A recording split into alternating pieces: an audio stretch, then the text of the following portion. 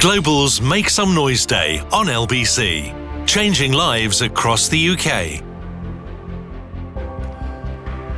Right now, people close to you are struggling. LBC's charity Make Some Noise works with small local projects across the UK to help those facing life's toughest challenges. It could be someone right on your doorstep. Omari was supported with counselling from the Big Kid Foundation. I was kind of grew up in a few areas that were typically prone to like youth violence, so you're constantly seeing on the news your area. Even when you step outside, you're seeing things. You kind of don't know what's right and what's wrong, even though you know it's morally wrong, but it's all you know. So for me, I also knew that that's not the road I want to go down, but it's difficult and you can't see any other opportunity. So for me, I feel like Big Kid came at the right time. I personally don't know where I would be without Big Kids. To donate £40, £30 or £20, you just text LBC 40.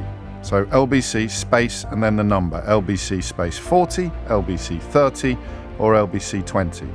I beg your pardon, there's no space. So it's LBC 40, LBC 30, LBC 20. No spaces. And you send it to 70766. So that's LBC 40, LBC 30, LBC 20. No spaces. So, and you send it to 70766. 100% of your donation will go to Global's Make Some Noise. You must be 16 and over to join in, and please seek the bill payer's permission. Standard network charges may apply, and the full terms and conditions can be found at makesomenoise.com. This is LBC from Global, leading Britain's conversation with James O'Brien.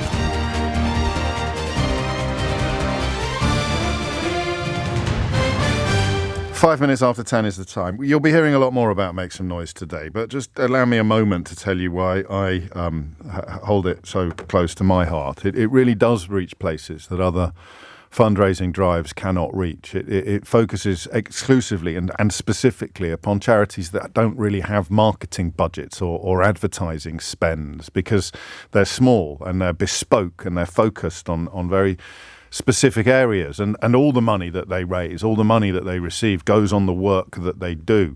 I don't know where the threshold is for charities, and it's not a criticism of the ones that are big enough to have, chuggers out on the street trying to sign you up to a subscription, or big billboards all over the place, or their own shops, their own retail outlets. So there's a threshold, isn't there, at which charities dedicate quite a lot of their energies to raising money, as much as spending it on the people that need help. Make Some Noise moves into the spaces that are normally quite lonely. It moves into the spaces, into the charity spaces that are normally quite isolated, the small organisations, the charities that deal with local projects, specific problems. And I've got to tell you, as someone who has the incredible privilege occasionally of handing over the cash, handing over the cheques, I always think of Emlyn Hughes. I don't know why. Well, I do know why. When I was a kid, I met Emlyn Hughes, the Liverpool and England football player. I can't remember what the charity event was, but the local paper used to have those giant cheques, like the massive cheques. You'd be shaking hands. I've done that. I've visited charities and actually handed over the photo opportunity cheque, and the difference that it makes to the lives of people who are often volunteers, the difference that it makes is absolutely extraordinary. So what I want you to do is donate, and you do so, as I've just explained, by simply texting LBC 40 to give £40, LBC 30 to give £30, and LBC 20 altogether now to give £20. You send it to 70766, no spaces. LBC 40, LBC 30, LBC 20. No space, to 70766. All right? 7 minutes after 10 is the time. I want to begin with a simple question about capital gains tax. And it's not the sexiest phone-in introduction that you've ever heard, is it? What are we going to talk about today? Capital gains tax. But I really like this because I find it really difficult to credit that our entire society, for I think as long as any of us have been alive, has taken more money out of the earnings of people working than it has out of the profits of people benefiting from already being wealthy. It's being presented, obviously, depending on where you're getting your news, as a decision Rachel Reeves will take between about 33% and 39%. Treasury modelling that the Chancellor is currently looking at. The Guardian newspaper has seen it, and that shows that officials are testing a range of 33% to 39% for capital gains tax. It only affects about 350,000 people, and it is applied to the sale of assets such as second homes and shares. And I can't quite believe the status quo on this. How often do you realise that you don't pay that much attention, or you don't pay enough attention to the stuff that is going on around you? I mean, the idea that you go to work every day, and the chances are, if you're earning above or around the national average, then the tax that you pay, the percentage of tax that you pay on some of your income, on most of your income, will be a higher percentage than I would pay as a top-rate taxpayer if, for example, I had a second home, a holiday home, or a buy-to-let investment. Imagine I'd bought a house and rented it out to other people for 10 years, and I bought it for, let's say, £250,000, right? And I sold it for £500,000. On that £250,000 profit, that money that I have earned for doing absolutely nothing except being wealthy enough to buy a house in the first place, I've let a lettings agency deal with all the gubbins. I've just sat back smoking a cigar while somebody else pays off the mortgage that I took out to borrow the place to buy the place in the first place. I've made 250 grand clear. I pay less tax in percentage terms on that 250 grand than you do on your salary this year. How can that be right? How can that be right? 24% on gains from residential property. This doesn't apply to your main home. No one's coming after your house. All right? This doesn't apply to your main home. This applies only to residential properties that you own as an investment, or possibly inheritance tax is slightly different. If you have an investment fund, if you manage an investment fund, 28% profit on that, 28% tax on the profits that you make from that. And if you have shares and other assets, then it's 20%. That's for a top rate taxpayer. If your income tax is lower, if you're in a lower rate as a taxpayer, then some of these numbers come down. Wealth managers have reported a flurry of investors rushing to sell second homes. Well, that's great news, isn't it? Because we've got a housing shortage in this country. That will free up housing stock for people who are keen to own their own homes and live in them, as opposed to own second homes and largely not live in them, and indeed other assets. This is all in expectation of an announcement in the budget. And I understand. I think it was it? Ian tells me that Nigel Lawson equalised capital gains tax and income tax in about 1989, and it stayed like that until 2008. I don't know, and that's the point I'm trying to make, possibly a slightly self-excusing, self-exculpating point about not paying that much attention to what is going on around us. So I think this is not only a brilliant policy. I think it reeks of natural justice. That one of the quibbles is that the money with which you bought the house in the first place is money on which you were already taxed. But you're not getting taxed on that twice. You're only getting taxed on essentially the profit that you've made, or the area in which you've moved into on gains from residential property. So I don't think that's relevant, Lisa. It's texted already. Didn't you buy the house with income earned and taxed already? Yes, but the gains that you've made on the residential property is what will be taxed, not the stuff that you've paid for already, the price of the house. If you don't make any profit on it whatsoever, then this capital gains tax doesn't kick in. It's the gains that you make on the residential property. So I think that's probably a slightly Daily Mail flavoured deception that has been put out there. And it only affects 350,000 people. If they go to the top rate, if they go to 39% on this, the estimate is they could raise about £1 billion. As it stands, 350,000 people each year pay capital gains tax, and that constitutes about £15 billion in tax receipts. So if they raise it to 33%, they'll raise a few hundred million more, according to this modelling. And if they raise it to about the middle of the range, not the top, it will raise about £1 billion. And if they go right to the top, well, it will raise more, although it could then fall off with people essentially avoiding the necessity of paying for it. I just want to know what you think about this. And listen, it's a different phone-in for us, this. It's about simply whether or not you should pay more money on profits from assets, a higher percentage, than you do on income. So if I was one of these 350,000 people, and I have been in the past, I don't think I will be this year, is it really fair that you are paying more tax in percentage terms on your hard-earned income than I would be on the cream that I'm scraping from the top of my share portfolio or property empire?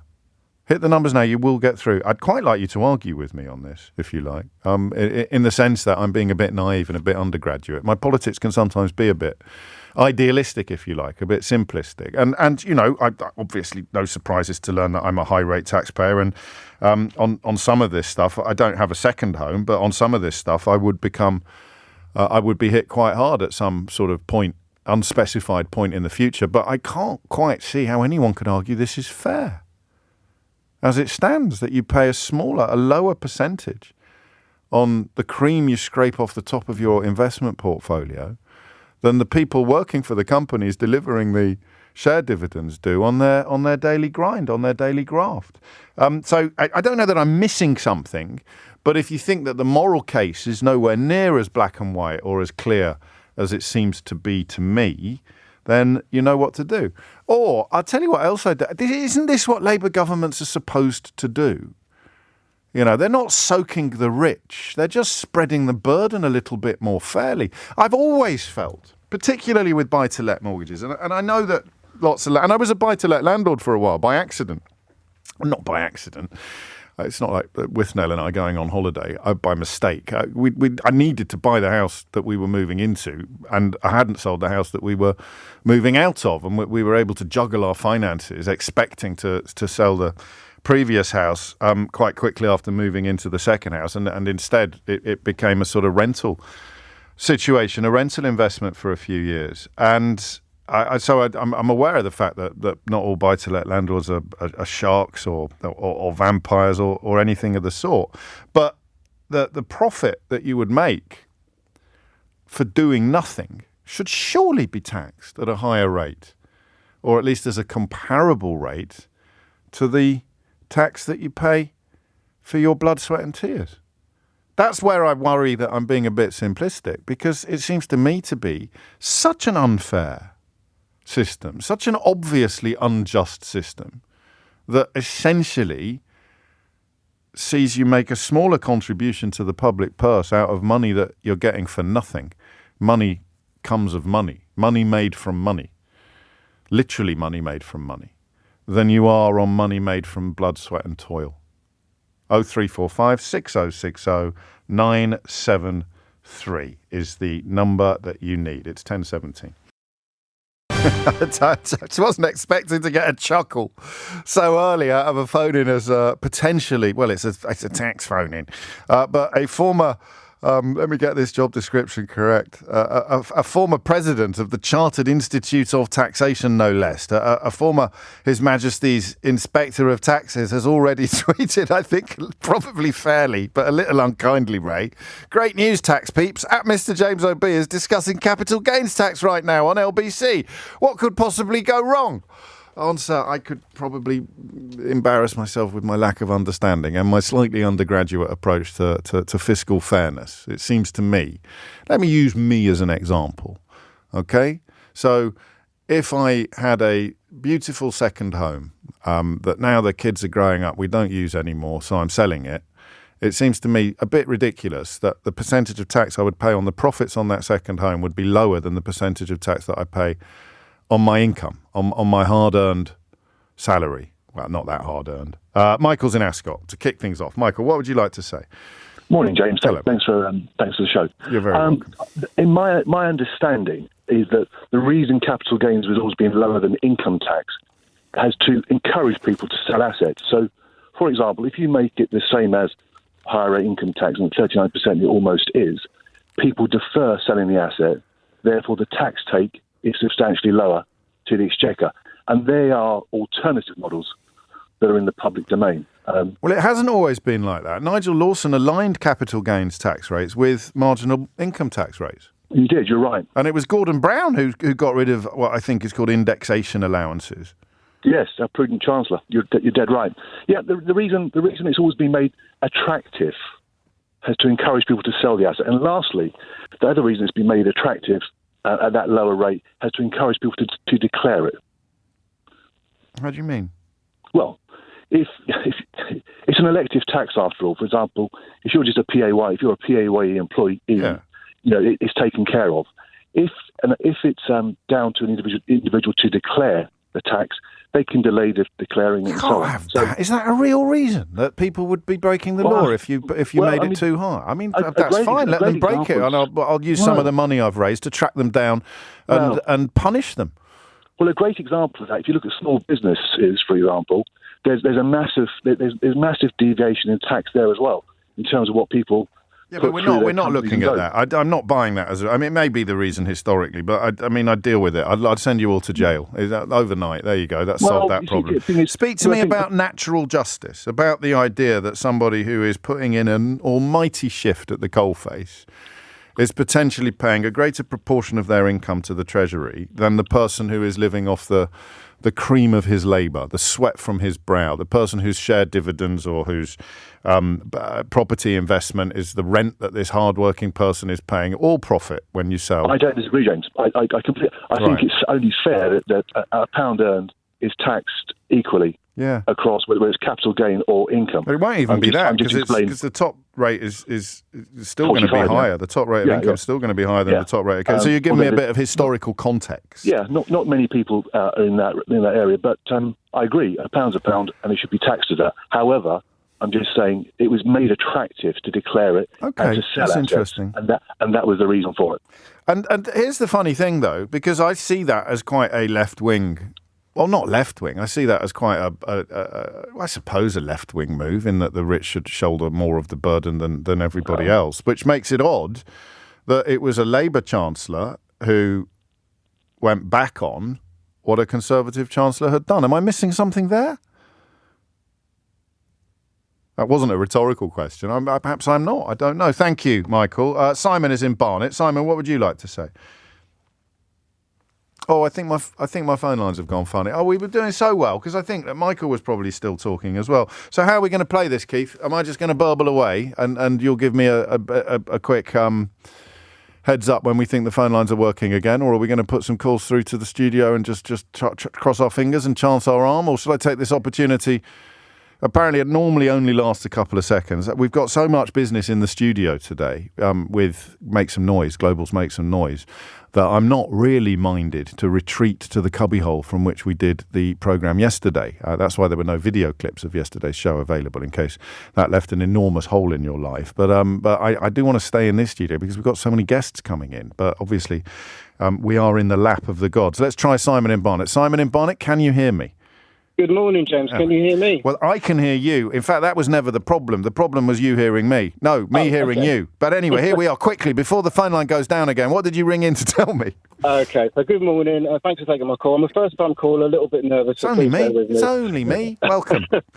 Okay, so look, just for full transparency, I'm a property owner. I've got a couple of properties myself. I would say I'm a high tax earner. Yeah. I'm in the process of selling a property at the moment, one that is going to be very profitable for us. We are going to pay capital gains tax on it, but in a nutshell, I think it's the right thing to do for me to pay more tax on that. And I know it's crazy because people say you're mad. No, I don't. Mate, paying tax is a patriotic act. It's hard to think of a more patriotic thing that most of us get the chance to do in our lives.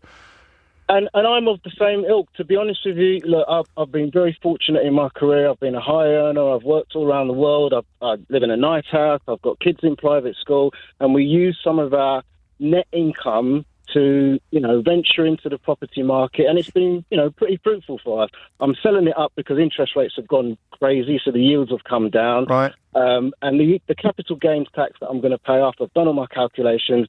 Me and my wife are going to do okay out of it. We're going to do pretty well. If you told me I'm going to have to pay another 3, 4, 5% tax on it, to be honest with you, James, I wouldn't mind. Because it feels fair, right? Correct. And that is, it's odd that you think that, because I think there's more people out there like you than perhaps we realise. It's just that so much of the coverage is tailored to protect the interests of wealth, and yet it's not like they're coming after you for everything, is it? You'll still be well off. You'll still be comfortably off. You'll still be better off than that fella over there. You'll still be simply by dint of qualifying for capital gains tax. You're going to be in the more comfortable side of the population. But the idea that you pay a smaller percentage on a pound gained than you do on a pound earned just seems a little bit wrong. Good for you, mate. Seriously, I think were I in your situation, I hope I would be as patriotic as you are. And I don't use that word very often because it's been so horribly abused, largely by racists over the years. But Ben puts it brilliantly. Paying tax is a patriotic act. All these fake patriots should be banging on non-stop about paying their fair share.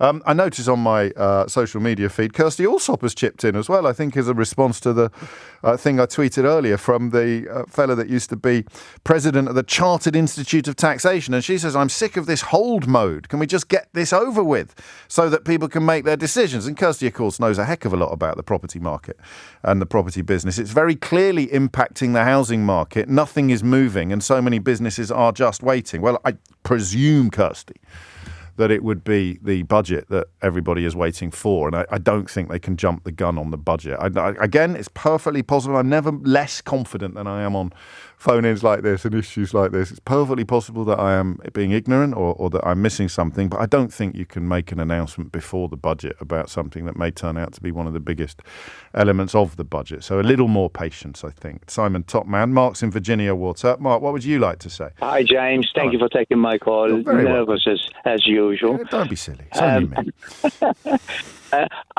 No, we pay taxes. I don't have a problem. We're double tax. One is CGT and the other one is income tax. There are two prongs to this attack. One is the government, HMRC, removed the Section 24 tax relief. You're now taxed on turnover and not allowed to claim off the bank borrowing interest you pay to the banks. You're actually taxed on interest you pay on your loan to enable you to buy these investment properties. Right. What I feel the government has done wrong here is... that's not capital gains tax, though. No. So you're describing a slightly more complicated financial situation. We're having a necessarily straightforward conversation about the fairness or otherwise of capital gains tax. Yes, it's unfairness because it's actually classified. This is a main income. Now, there's two incomes. One is passive income. The other one is actually you working at it. And we're actually working at it because we have a portfolio. But you've not given... that income is your rent then? Not as the asset appreciates. That's not active income. That's passive income. It's passive income, but is it passive income? Yes. It's business when it comes to when the HMRC wants to tax you. It's a business. No, mate. Because listen. If there were a realistic chance of your properties going down in value, and I appreciate there have been property crashes in the past and there have been wobbles, but for reasons that I doubt either of us fully understand, for the last 20 or 30 years, it's been the safest bet in the world, really, bricks and mortar in this country. So you're not exposing yourself to any risk at all, and the appreciation of your asset is entirely passive. It's going to go up in value whether you're there or not. You sacrifice to actually acquire these investments, James. And what do you sacrifice? You instead of taking your money and live it up and enjoy it, you plow it back into the investment. But if you were living it up and enjoying it, you'd be paying VAT, you'd be paying all sorts of taxes on it. Yes, but you're already paying tax on the turnover, and you now. Well, that's on profits. That's a tax on your business. That's a tax on your active income. You get, mate. Your property is going up in value while if you sat there twiddling your thumbs, you could be sitting on the sofa in your pants. Mark, and the tax and then there's someone over the road who's working 50 hours a week and he's paying a higher percentage of his income in tax than you are for sitting on the sofa in your pants just watching your properties go up in value. No, James, you're not sitting on your sofa smoking the cigar. You are. You're actually working. No, but the property would go up in value even if you were doing that. So the money you get for the rent coming in, that's you being a landlord, looking after a property, making clever decisions, tidying up the garden. I don't know. Cleaning the toilets. Yeah, all of that. But the money, the value of the property going up, that's passive. It might be passive, but what you're doing, without realising it, you're arguing that you should be paying national insurance on this income as well, because it's actually work. Yeah, do you know what? I wish we could then classify it as a business instead of classify it as passive income, because in that case, they should then allow the interest you pay the bank. You are actually... But now you're changing. That's a different issue. That's a different issue. Well, I did say at the beginning, James, that there are two attacks to this, two prongs. Well, I don't think it's an attack. I think it's an invitation to you to make a patriotic contribution to the public purse from money that, to quote Dire Straits, it's money for nothing. You are making a patriotic investment because you're paying tax on the rental coming in, but you're not allowed. I think it should be 50%, Mark. Your mission to this programme has failed completely. You're persuading me it should be even higher. Oh, I could cry. 50%. 50%. You better hang up quickly before it goes up to 55. I hope not. I hope this is some sense. I think they should look at discrimination on this. Okay. I mean, again, it's going to be a budget. I wouldn't want to be Chancellor of the Exchequer. I'll tell you that for nothing. My producer said this morning, that's got to be a bit of a headache, hasn't it, being Chancellor of the Exchequer? And you're not wrong. I can't please any of the people any of the time, it would seem. But I quite like this. It appeals to my undergraduate heart. 0345 6060 973. An important message from Roddy, who says smoking a cigar in your pants is not recommended. That's a very good point. Ash could go anywhere. Thomas Watts is here now with your headlines. 10:36 is the time. 0345 6060 973 is the number that you need to contribute to a conversation about capital gains tax. Why? I mean, who's the historian here? Who's the fiscal historian? Because if I said to you that Nigel Lawson, who latterly in his life, of course, became better known for being one of the sort of ringleaders of climate change denialism, but is widely regarded as a seminal chancellor, Nigel Lawson put capital gains tax at the same rate as your income tax. So if the money that you made in profit from what you own, apart from your main home, you pay the same percentage. And then Gordon Brown unattached it. As far as I can tell, and I am, as I say, I'm so conscious of my ignorance when I veer into territory like this. Imagine how rich I'd be if I actually understood any of this stuff. So that doesn't make sense to me. Does anyone want to have a crack at explaining that? How come it was a Tory Chancellor that did what I seem to see as the most fundamentally fair thing, and then a Labour Chancellor that undid it? Chris is in Maida Vale. Chris, what would you like to say? Hi, James. Good morning. Hello. I really just wanted to say that, rather predictably on tax, because obviously it's quite a complicated subject, the media are slightly being simplistic and misrepresenting things. You don't have to be polite. It's not the whole media. It's just me. No. Frankly, I could look at all of the broadsheets and I would say exactly the same thing. Fair enough. The reality is that in the 1980s, there used to be something called an indexation allowance. That was Lawson. Yes. Yeah. Put simply, what that did was compensate for inflation. You used to have little tables calculating the increase in the retail price index. And basically, what the substance was that if you had a gain, part of it might be a real gain, but part of it might be an inflationary gain. Oh, okay, yes. And the point being, you would not be taxed on that inflationary gain. Okay. Now, if you look at, for example, what the Institute of Fiscal Studies have published in writing and have got, and have done a podcast this week on the topic. Yes. What Paul Johnson, who's been chairing it, and Helen Miller, who's their tax expert, has been leading it, what they've basically been saying is, yes, by all means, it might be appropriate to increase the rate of capital gains tax, but that has to be done in conjunction with what they describe as essentially reforming the asset base. And what Helen Miller of the IFS means by reforming the asset base is that she wants part of the gain to be tax-free, right. Okay? And the part of the gain that she wants to be tax-free, she has, and this might be a bit geeky for your listeners. Go on, I'm enjoying it so far. Okay, well, essentially what you would do is calculate what is a normalized return by basically looking at a risk-free rate of return, which you would get from the gilt market. So you would take a risk-free rate, which might be... So that would be your allowance, as it were. That would be your tax-free allowance. Exactly. So what you would do... Well, that makes sense. You would take the cost of your asset, you would gross it up by a hurdle rate. If you were taking the IFS's approach, a risk-free rate of return in the gilt market right now is, say, 4.5%. Right. And you would gross it up by that. In the old days, under Lawson, you would gross it up for inflation. It clearly is wrong that if there is an inflationary gain, that would be taxed, and it would diminish, the purchasing power of your money and your ability to buy another asset. So very, very critically, the IFS would say, and if Paul Johnson was here, he would not dispute what I'm saying. No, I don't. He would basically sort of say, yes, it might be appropriate to increase the rate of capital gains tax, but not by itself. You have to have some type of allowance for either inflationary for both gains, inflation and that kind of profit or that return that you would have received in a risk-free market.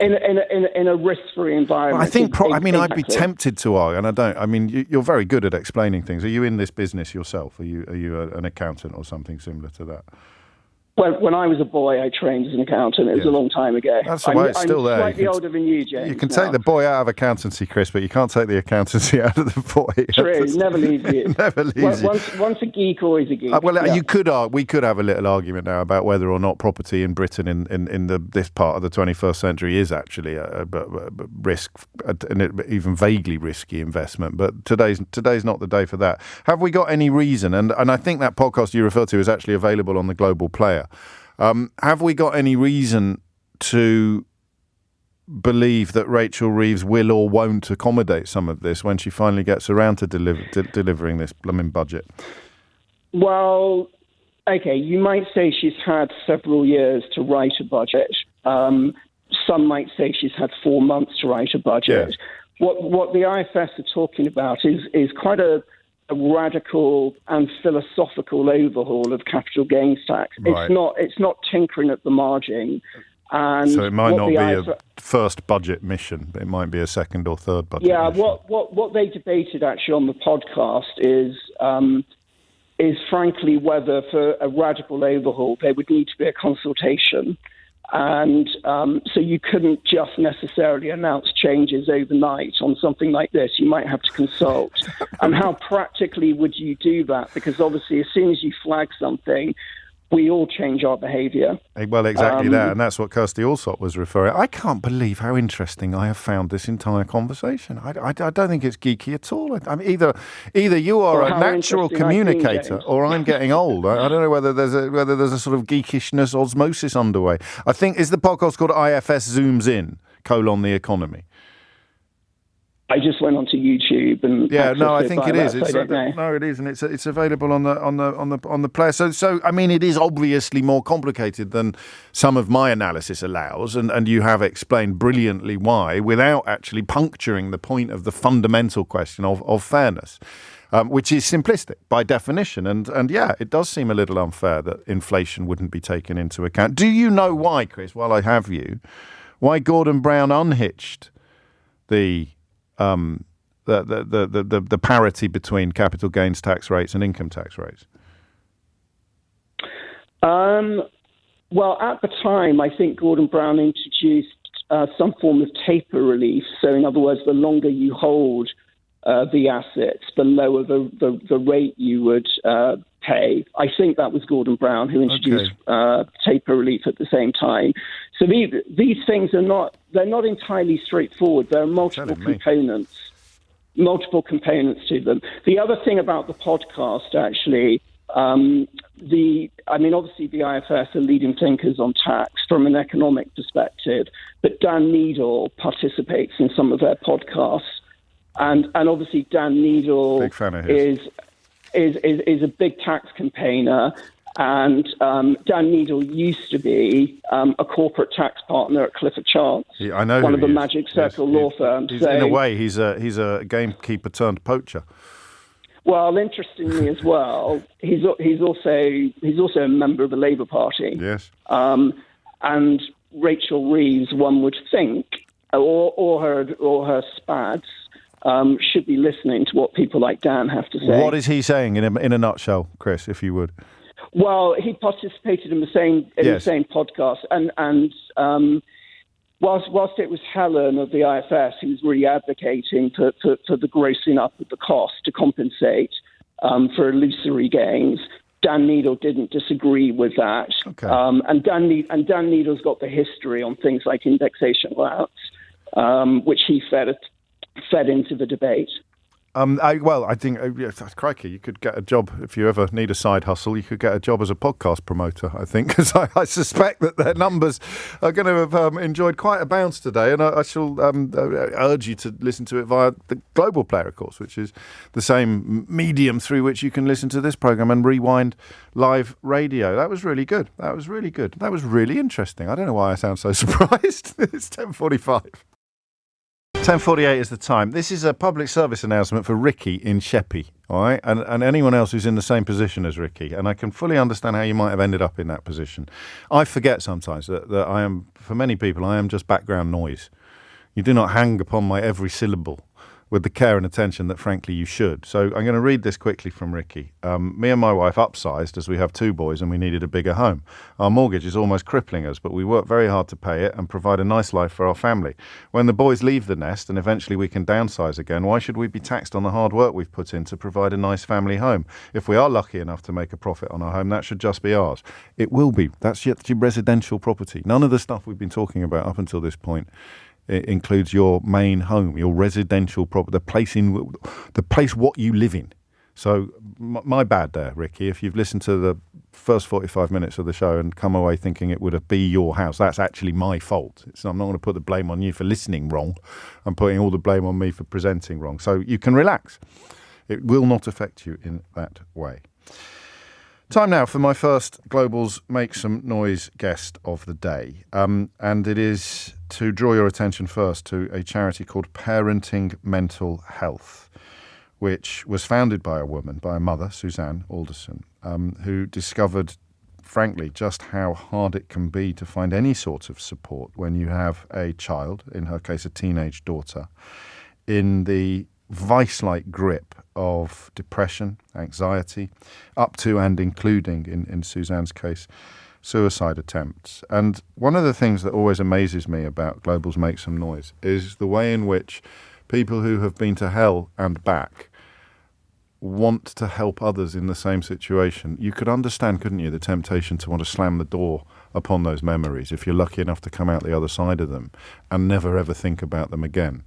But Parenting Mental Health, its very existence is contingent not just on Suzanne's desire to help other people going through similar nightmares from the ones she and her daughter endured, but also to sort of spread that experience through volunteers with experience in the same space. So there's no one better to talk to as a parent if your child is struggling with these sort of issues than a parent who has been through it, than someone who knows exactly what you are going through, because parents aren't trained already for the role. They have to manage as best they can. They have to make it up often as they go along. So Global's Make Some Noise is funding the Lived Experience Volunteer Skills and Empowerment Project at Parenting Mental Health for 2 years. And that will organise, train and empower volunteers, people with the experience of parenting a child with mental health needs, to help, and now we go into the lingo of the sector a bit, to help scale support.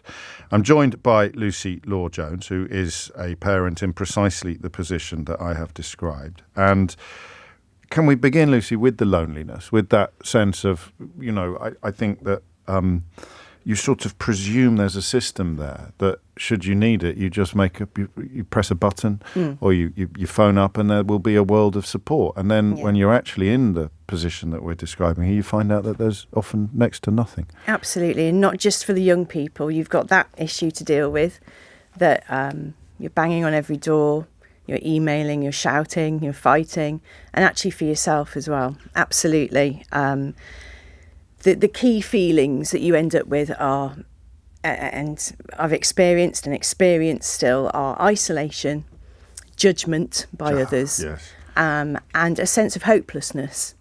That's one thing that parenting mental health you hear time and time again is, thank you for the hope. Thanks for sharing hope. Thanks for sharing, that there's a way forward. People, if they're lucky enough to have family around them, friends around them, a community around them, to offer them practical support or emotional support. Not everyone has that, or you have some of that, not and that's sometimes the best meaning relatives and friends can just not get it right through no fault of their own. They can end up making things worse. Absolutely, and don't know what to say. No. So quite often, you'll get a text saying, how are things? Yeah. And you'll say, hard. And you don't get a reply, and you think, maybe I need to tell them a little bit more. So you tell them a tiny bit of what life's like, and you still don't get a reply. And sometimes because they don't know what to say. Yeah, absolutely. It's not like they're being callous. Well, some might. I don't know your friends or your family, but generally speaking, it's it's a bit like grief. It's a bit like bereavement. You want to help, but you don't know what to say. You end up avoiding the person who's bereaved because you feel so uncomfortable and so self-conscious about being in the situation. And I know that your child was unable to go to school for 3 years. And that's judgment can kick in there. And language doesn't help because it's often called school refusal, as if it's a sort of, I don't fancy it today, Mum, as opposed to, I can't do this. And no one understands outside of that room when you're there how bad that is. Yeah, and I really appreciate the fact that you've acknowledged that. It's one of my real bugbears and a trigger, the use of school refusal. It suggests that there's a choice by the young person. It ties in with, the use of the word truancy as well, that's being used more and more. There is, my son wouldn't choose to be like this and to feel like this. We wouldn't choose to allow him. So yes, sense of judgment is huge. So to find a group of people, a safe space where you can talk freely and openly and not feel judged is essential. How did parenting mental health come into your life then? How did you make that contact? Well, our son, he's 14 now, and he's struggled with mental health what seems like most of his life. And it manifests in all kinds of anxieties that affect our daily life, 24/7, his life, our life. There's only the three of us at home. He's in a better place now. Oh, good. It climaxed in 2020, 2021, and it's been really, really hard. My husband and I both work full time. We've had to make job decisions and career decisions so that we can continue to support and advocate and fight for him constantly. How I found out about PMH was, I'm sure this will resonate with a lot of people, is Googling late at night, every day, emailing, searching for something to help. And there's not a lot out there at all. And I actually heard what came up on a Google search was the Partnering Not Parenting course that Suzanne Alderson has set up as part of the Parenting Mental Health. And I joined that course because it just aligned with how I was feeling about how I thought we needed to move forward. And again, like you said, there's no training in this. There's no handbook. There's no manual. It's parents desperately trying to work out what to do for the best. That led me to find out after the course, and part of the course I found out the website, joined the Facebook group. The Facebook group's just amazing.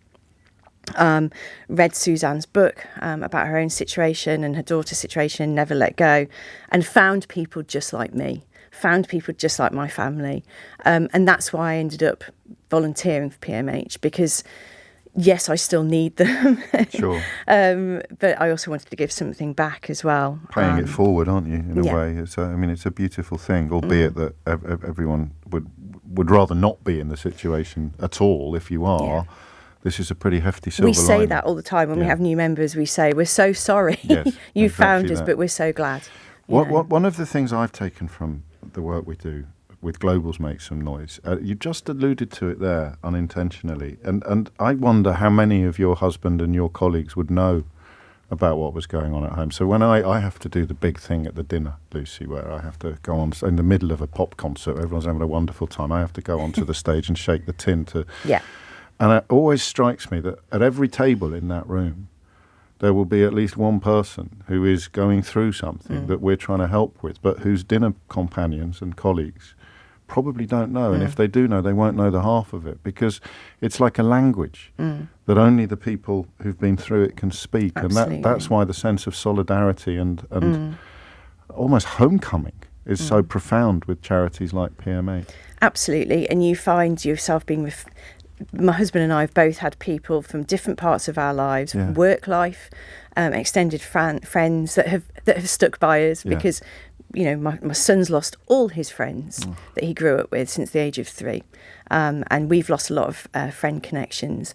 But we've had people get in touch with us and say, oh, there's this person who's said some things that sound a bit like your story. Do you mind if we put them in touch with you? And so PMH is that on a much bigger scale. It is solidarity, as you say. It's the lived experience, and fundamentally, we get it. That's the point, isn't it? Yeah. And one of the things you get is I don't know quite what words to use, but in the way that for you and your husband, your mental health and your mood and your happiness is contingent almost entirely upon how your boy is doing. So if he has a good day, you're on cloud 9. Yeah. And then it's one step forward, 2 steps back, and you're suddenly back in the doldrums again. And that's the loneliest place to be. It's absolutely like that. I mean, this morning on the way here, I got a text from my husband to say he's gone into school, okay, and he wasn't sick this morning, because one of his anxieties is that he is sick every morning.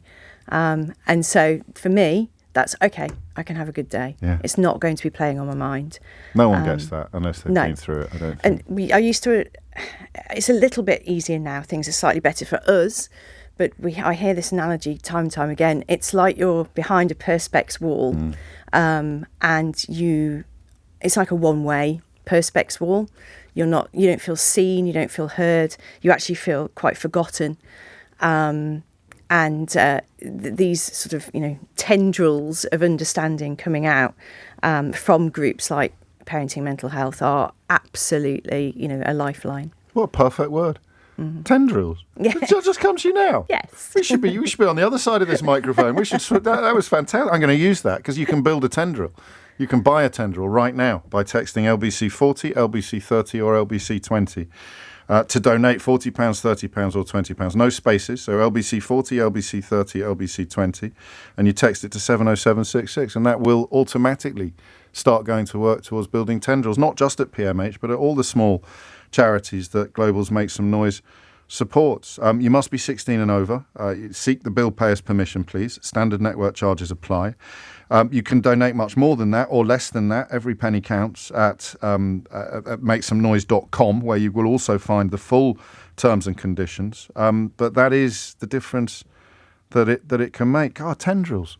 What a wonderful word. Thank you, Lucy. Sure, you can have that. Well, I will. I shall be repeating that word separately over the course of the rest of the day. And love to the family as well, seriously. Thank you.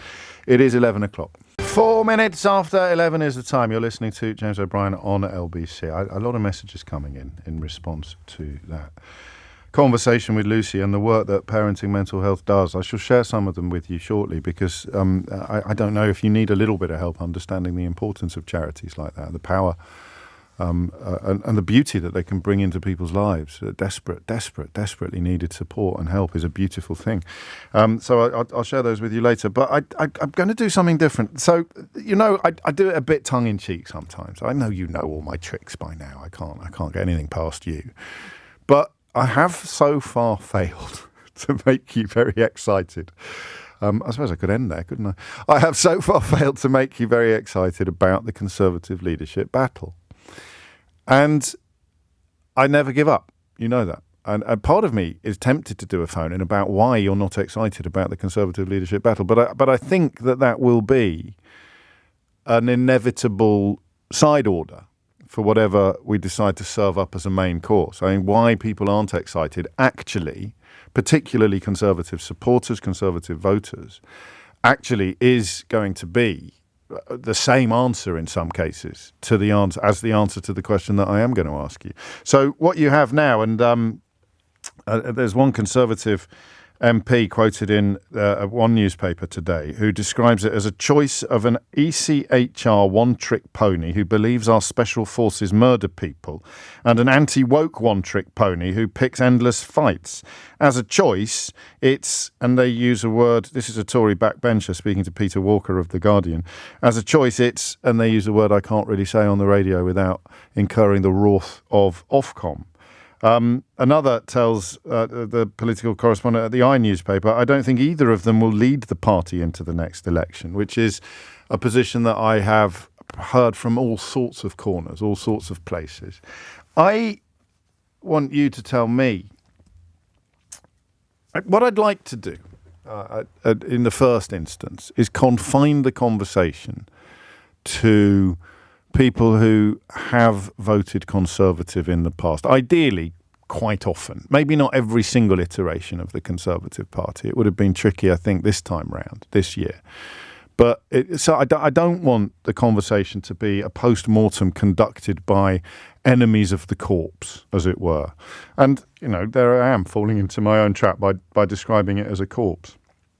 I often do these names, they come off quite trippingly, don't they? They come off the tongue quite trippingly when you think of the Dominic Greaves and the David Gawks and the Rory Stewarts and the Anna Soubrys, and then the sort of elder statesmen of that generation of Tories where you've got your Ken Clarks and your Nicholas Soameses, and you've got people who must be absolutely repulsed by both of the final contenders for the Conservative Party leadership. A party that put Theresa May in the box seat just 8 years ago now has a choice between, as that Conservative backbencher puts it, a one-trick pony banging on about Winston Churchill's, his desperation to abandon one of Winston Churchill's proudest legacies, the European Convention on Human Rights, and another one who is the kind of one of those people who's passionately anti-woke without ever really being able to tell you what it is that woke means. It is a ridiculous choice. But the problem is that I am obviously a fairly well-seasoned critic of the post-Brexit iteration of the Tory party. In fact, I'm a fairly well-seasoned critic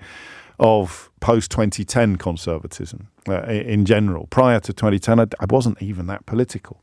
I started doing this job. I wasn't actually a particularly political animal, but it was only two things politicised me, possibly even radicalised me. One was speaking to people on an almost daily basis who were absolutely certain of things that weren't true. And that's why I've got such a bee in my bonnet about the media in this country.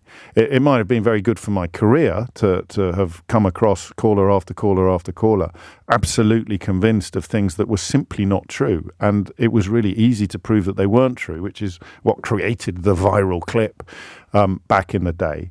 But then the second thing was the fundamental unfairness of so much of our society and the struggle that many people face that goes utterly unrecognised and even is routinely denied by people on the right of British politics, whether they're in the media, whether they're in Parliament, or whether they're just in public. Those two things kind of radicalised me, or certainly politicised me, to the point where now I like nothing more than getting stuck into a good political conversation, as you know.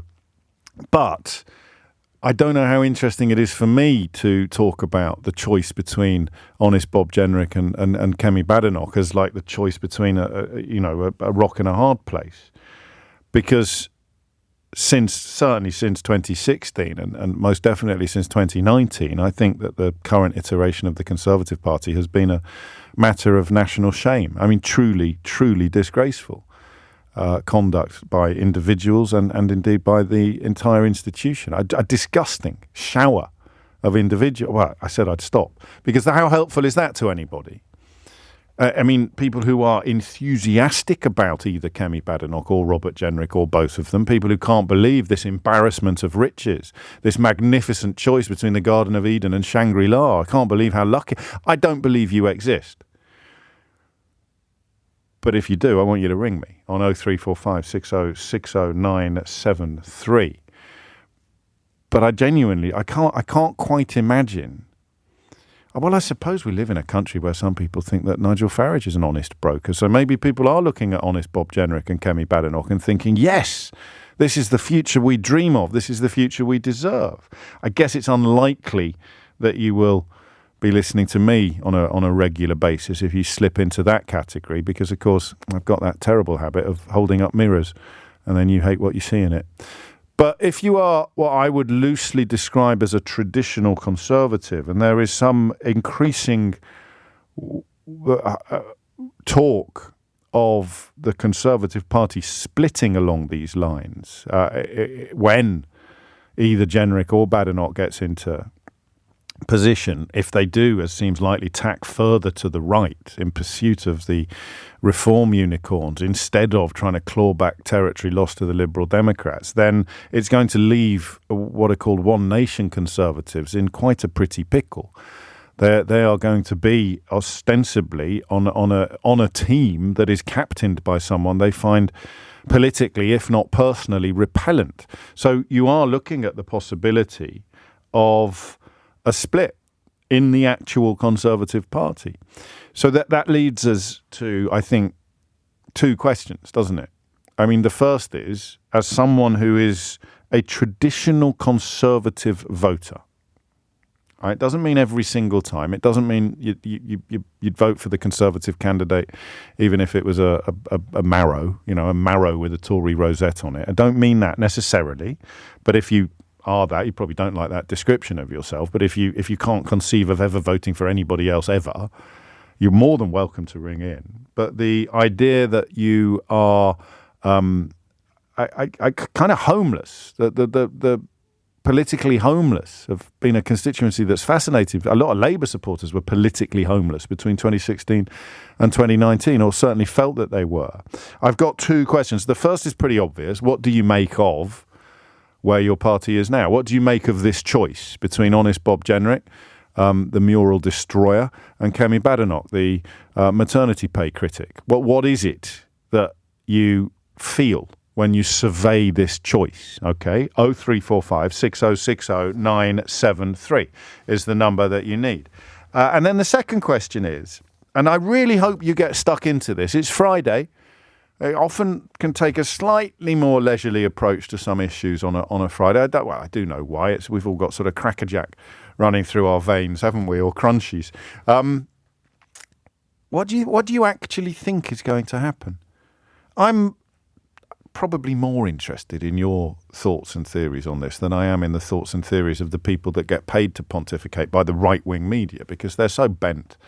They're so corrupt. None of them held to account for being wrong about everything from austerity to Liz Truss. They'll just turn up and file their 2,000-word pieces for the big papers or their 500-word pieces for the tabloids and go away utterly untouched by the consequences of what they've wished upon the country. It's the Truss one, more than Brexit and austerity, and even Boris Johnson. It's the way they greeted the Truss budget that I find extraordinary. In any other line of work, if you had written the praise that the Daily Mail and the Daily Telegraph published for Liz Truss and Kwasi Kwarteng's mini budget, you'd be out of a job. You'd have been out of the job that night. The minute the gilt markets responded in the way that everybody sensible knew that they would respond, you'd have been fired. You'd have been fired on the spot. It'd be like me coming to work on Monday and effing and blinding my way all the way to the 10:15 break. And I wouldn't come back after 10:15. I would have so roundly soiled my professional reputation that the management would have been carting me out of the building without my feet touching the ground. If it coming on air and telling you, I don't know, just sort of blatant dangerous libels or something like that. But they can do it. You're writing for the Daily Mail or the Daily Telegraph. You can talk about how it's the best budget of your life. Well, finally a true Tory budget. And of course, there are no consequences because they're not really in the business of what we would consider to be journalism. They're propagandists for inherited wealth, or propagandists for wealth. It's not always inherited, of course. So I'm more interested in your theories. There was quite an interesting piece in one of those papers today, which was resurrecting the possibility of a Boris Johnson return. But that just gives you a parameter of how wide the goal is when I say to you, what do you think is going to happen next? 11:15 is the time. So you are a traditional Tory, or you are a Tory voter, a possible Tory voter, a past Tory voter. What do you think about the choice between Jenrick and Badenoch? 0345 6060 973. But then, bearing in mind, let's just give you two things. The possibility that it won't be either of them that actually leads the Tories into the next election, something that a lot of Tory backbenchers privately concede or consider to be the case. And also the piece in the Telegraph today about the likelihood of Boris Johnson sliding his way back into contention in the not too distant future. So there's two things there that you could file under fantastical or but certainly theoretical, but I think they're both perfectly plausible. What do you think happens next to the Tory party? Because if James Cleverly had been in the final two, it would be an almost impossible question to ask, given that there would be so much contingent on who wins. But whichever way it goes, a weirdo's going to win. The Conservative Party is going to be led by a kind of not very pleasant weird person. However it plays out, you are, as ever, welcome to challenge that analysis as well. But I also want to hear about Liberal Democrat voters. I also want. So I've got the Conservative question for you, which is pretty straightforward. What do you think of the choice? What do you think happens next? Hit those numbers now. You will get through. But people who voted Liberal Democrat in the last election, I kind of think you might be the kingmakers in a way. If you're not a traditional Tory, but you voted tactically, that the idea that the Tories aren't going to, under Badenoch or Jenrick, they're not coming after you.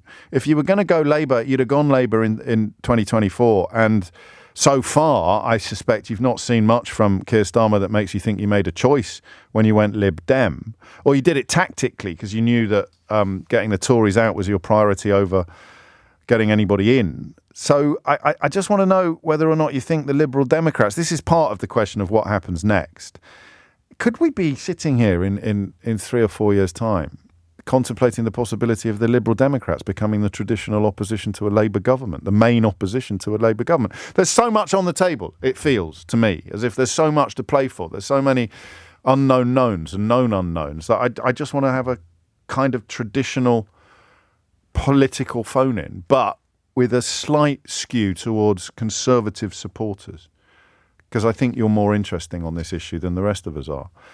Not least because we're suffering from an almost fatal case of Schadenfreude. 0345 6060 973. What do you think of the choice?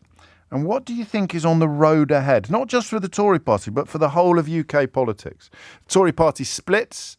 Liberal Democrats become the de facto opposition party. So much is in the lap of the gods that I'm fascinated to know what you think about what might happen next. And if you hit those numbers now, you will get through.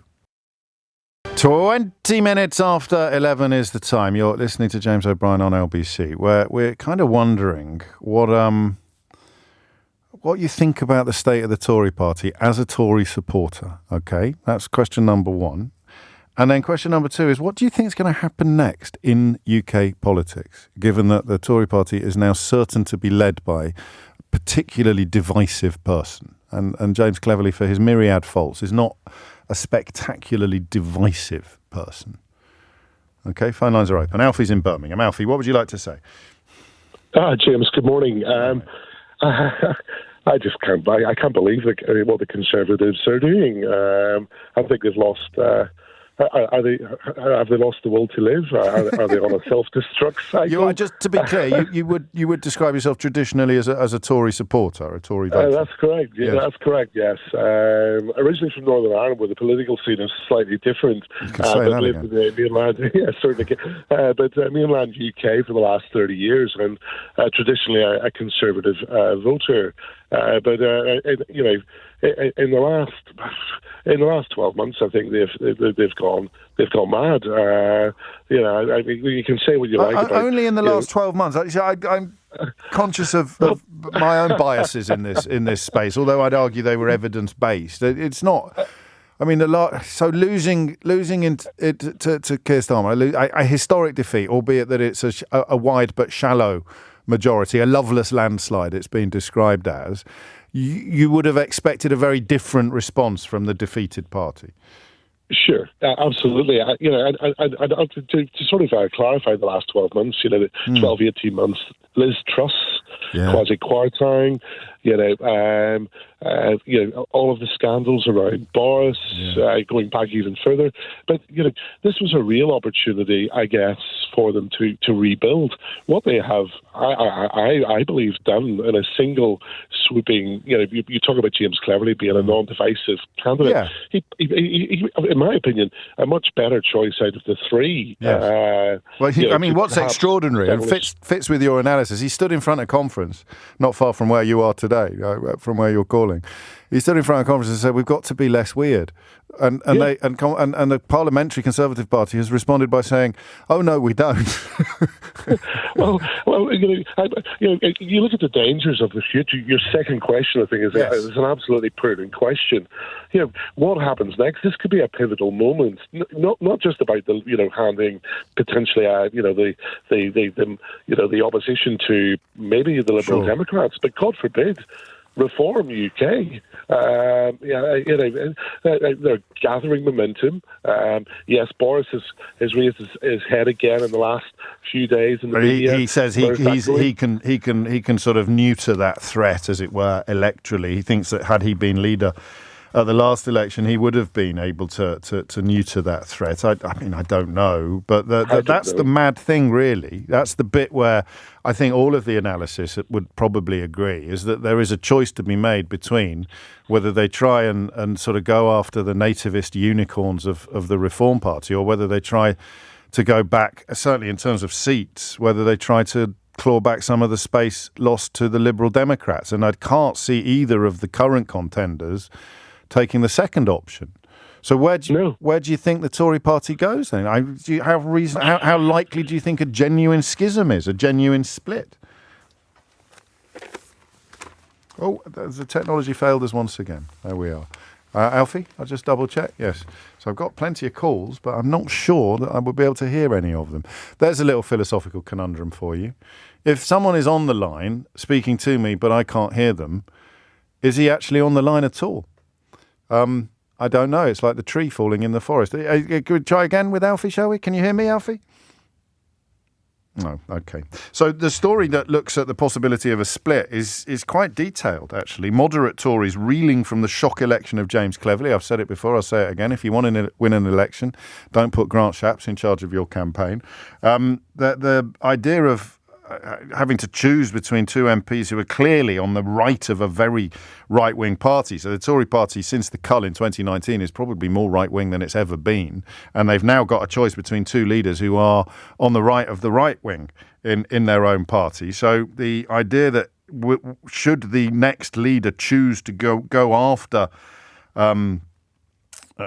further right votes, to go after Nigel Farage's crew, then the Tory Reform Group, which represents many One Nation Conservatives, could actually have an existential dilemma to confront. They've actually said, they've put out a statement saying, this is the Tory Reform Group, that it cannot endorse either Badenoch or Jenrick for the leadership. So that's a significant swathe of the centre of the party that can't get behind either leader, even before the decision has been taken. Simon is in Milton Keynes. Whether or not I can hear him, we're about to discover. Can you hear me, James? There, I like that pause. That was just for my blood pressure, that pause, wasn't it? Pregnant pause. Well, yes, it was very pregnant. What's going on? What made you pick up the phone? Well, before you ended your diatribe, and I hope you don't rip me apart, I was just saying to your producer that I'm a Labour voter. Yeah. I'm not a Labour supporter. Okay. I've always wanted to be a Liberal voter. I'm a PR man, really. Yes. That's what I'd like. Fair enough. I play golf a lot, and my golf partner is, until recently, a card-carrying member of the Conservative Party. Yes. He's relinquished that a year or two ago. Can I ask why? Do we know why? You can get a lot of talking done on a golf course, can't you? But so do we know why? What was the straw that broke that particular camel's back? Well, I think he might have blonde, scruffy hair, but okay. Or she may have had blonde hair. Yes. But we don't talk politics because we're very different politics. But the fact that we are very different politics, I can see a future at the next election where we both vote for the Liberals. Wow. Because of what's happened, that's where we are. I mean, we're miles apart. We're the same people, but he's a very, very blue kind of free market Conservative. I'm a woolly Liberal. I'd vote Green probably even under PR. But I could see a future where we both vote for Ed Davey, his party. If these two... It's extraordinary how much of that... I mean, I think political journalism is going through a bit of a crisis at the moment because it's obsessing about things like Taylor Swift concerts and Farage's crew, whereas in fact historians would probably be where you are. They'd probably be looking at the Liberal Democrats and thinking, I wonder if they're on the brink of a seismic change. I know they've already secured one of their best results in Parliament, and if the Tories continue to run away from that ground, the ground that the Liberal Democrats inhabit, then you would arrive at the ground from the left and your golfing partner would arrive at the same ground from the right. That's what you're saying. Totally. I mean, I spend most of my time, when I'm not listening to you, arguing with people on TikTok about reform. Right. And this morning already, they're saying all these people, if the reform Conservative people change party or, whatever, they should be a by-election. But if it's a by-election and they're more moderate, you would have thought that by-election would be more Liberal than... Let's go. Well, those by-elections are going to be interesting. And, of course, some of them will be winnable for the Tories, which is why one commentator today suggests that there might be a way back for Boris Johnson. Your friend would be an example of the possible split in the Tory party. If you don't want to go down the sort of nativist fantasy politics that Nigel Farage offers, and you are right-wing sort of fiscally, then you could... He wouldn't even be holding his nose to vote for the Liberal Democrats. No, not at all. I think he wouldn't vote for what we've just had, but if we got the Dominic Greaves back or the Rory Stewarts back and someone like that a bit more sensible, even Jeremy Hunt, he'd probably say, well, if they can split and make, then I'd go with them again. It's extraordinary. I mean, sometimes you think that a broad coalition is a good thing. As a fan of proportional representation, you would be obviously open to big coalitions, big European-style coalitions where several parties end up combining forces in order to achieve a parliamentary majority and therefore govern together. But the idea of the Conservative Party now being such a broad and unhappy coalition that it can accommodate Jeremy Hunt, for example, although he has been a little bit chameleon-like in recent years, and, honest Bob Jenrick or Kemi Badenoch. I wonder whether... What's that line? It's in that poem, isn't it? It's W.B. Yeats, the centre cannot hold. The centre cannot hold if you've got these two tensions pulling in opposite directions. Thank you, Simon. Who usually wins the golf, you or the Tory? Recently, me. There you go. But well, I say that.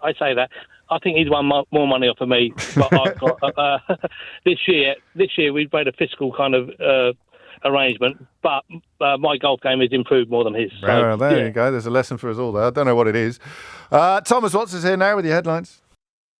11:34. I've just noticed that John Crace in The Guardian also calls Jenrick Honest Bob. I hope I got there first. I hope I'm not eating John's stealing his lunch there. He's got a new book out at the moment, actually, that I heartily recommend. But it is the Conservatives to whom we are turning our attention this morning. He goes for Kamikaze. Kamikaze, get it? Kamikaze? That's quite good, actually. And Honest Bob. And that is your choice. What does that say to you as a traditional Conservative voter. And the road ahead is fascinating. I think that if we had, I don't know quite what the word is when I talk about political journalism being in crisis, it's largely because so many of the norms have been broken by the last few years, whether it's the sort of intellectual arguments about the dangers of false equivalence and false balance that most obviously are displayed at the BBC, or whether it is the fact that so many people in my profession, ended up being cheerleaders for blatant liars, like most obviously Boris Johnson, of course. It breaks something fundamental, that notion of simple rules that nobody breaks, even if you disagree furiously about points of principle or policy. There are things that you don't do. And of course, Johnson and obviously on the other side of the Atlantic, Donald Trump did them all the time, and that's broken something. Journalism doesn't know how to cope with that. Still trying to work it out, and in my view, failing. But the question of what is on the road ahead is fascinating, and probably contains the Liberal Democrats at a level that most analysis currently either ignores or underestimates. A couple of phone lines free. Grab one if you want. Dan is in Leeds. He already has. Dan, what would you like to say? All right, James, how are you doing? It's great to get through to you. Likewise, mate. What's on your mind? Well, I'm one of the mouth-breathing knuckle-draggers that you like to put into Idiot's Corner quite frequently. So my opinion is probably more pertinent in terms of me being a reform... Why do you describe yourself like that? Why do you describe yourself like that? What are the views you hold that I think that would... I don't. That's how you would describe me. Yeah, so what are the views you hold that make you think I would describe you like that? I'm a reform and conservative switcher. I would be torn between Badenoch and Farage. Yes, but what are the views you hold that you think I would take issue with?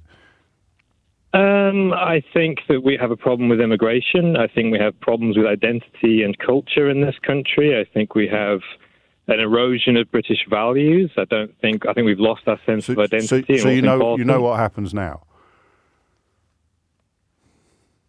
So I ask you what values you think are being eroded. I think that's a line problem rather than Dan necessarily electing not to answer the question. But it's a fairly straightforward question. Dan, are you there?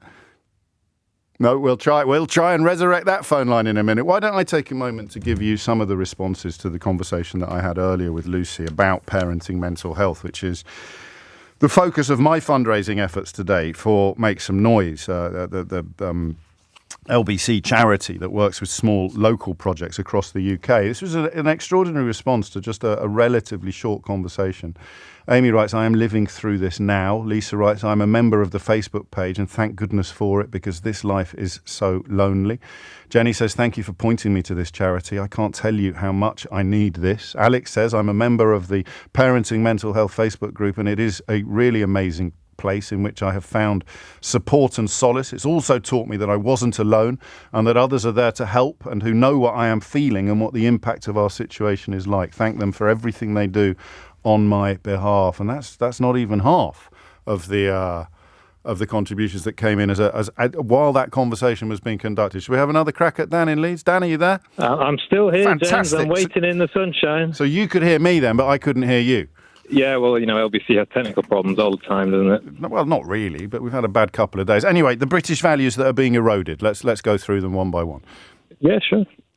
Well, I think for me the biggest thing is I think we have imported a lot of people that don't have the same values when it comes to the treatment of women. Yeah, but we're talking about what the values are. What are the British values that are being eroded? Well, we would treat women equally. So you've got the same value that you always had.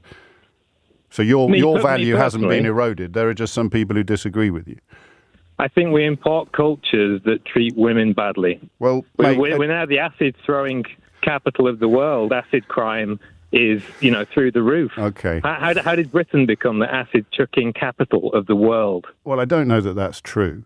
Well, we certainly are in But it Europe. doesn't involve an erosion of British values because you and I still believe what we believed before the people you're talking about It's an erosion of women's faces, usually. Okay, well, you don't exactly sound sympathetic when you start I am sympathetic. talking I think like it's that. Terrible. I think it's terrible. So what is the British value that you feel is being eroded? Because any value is going to have people that don't hold it. The idea that my life or your life is being diminished or eroded? How does that work? Why are you less committed now to women's rights than you were when immigration was lower?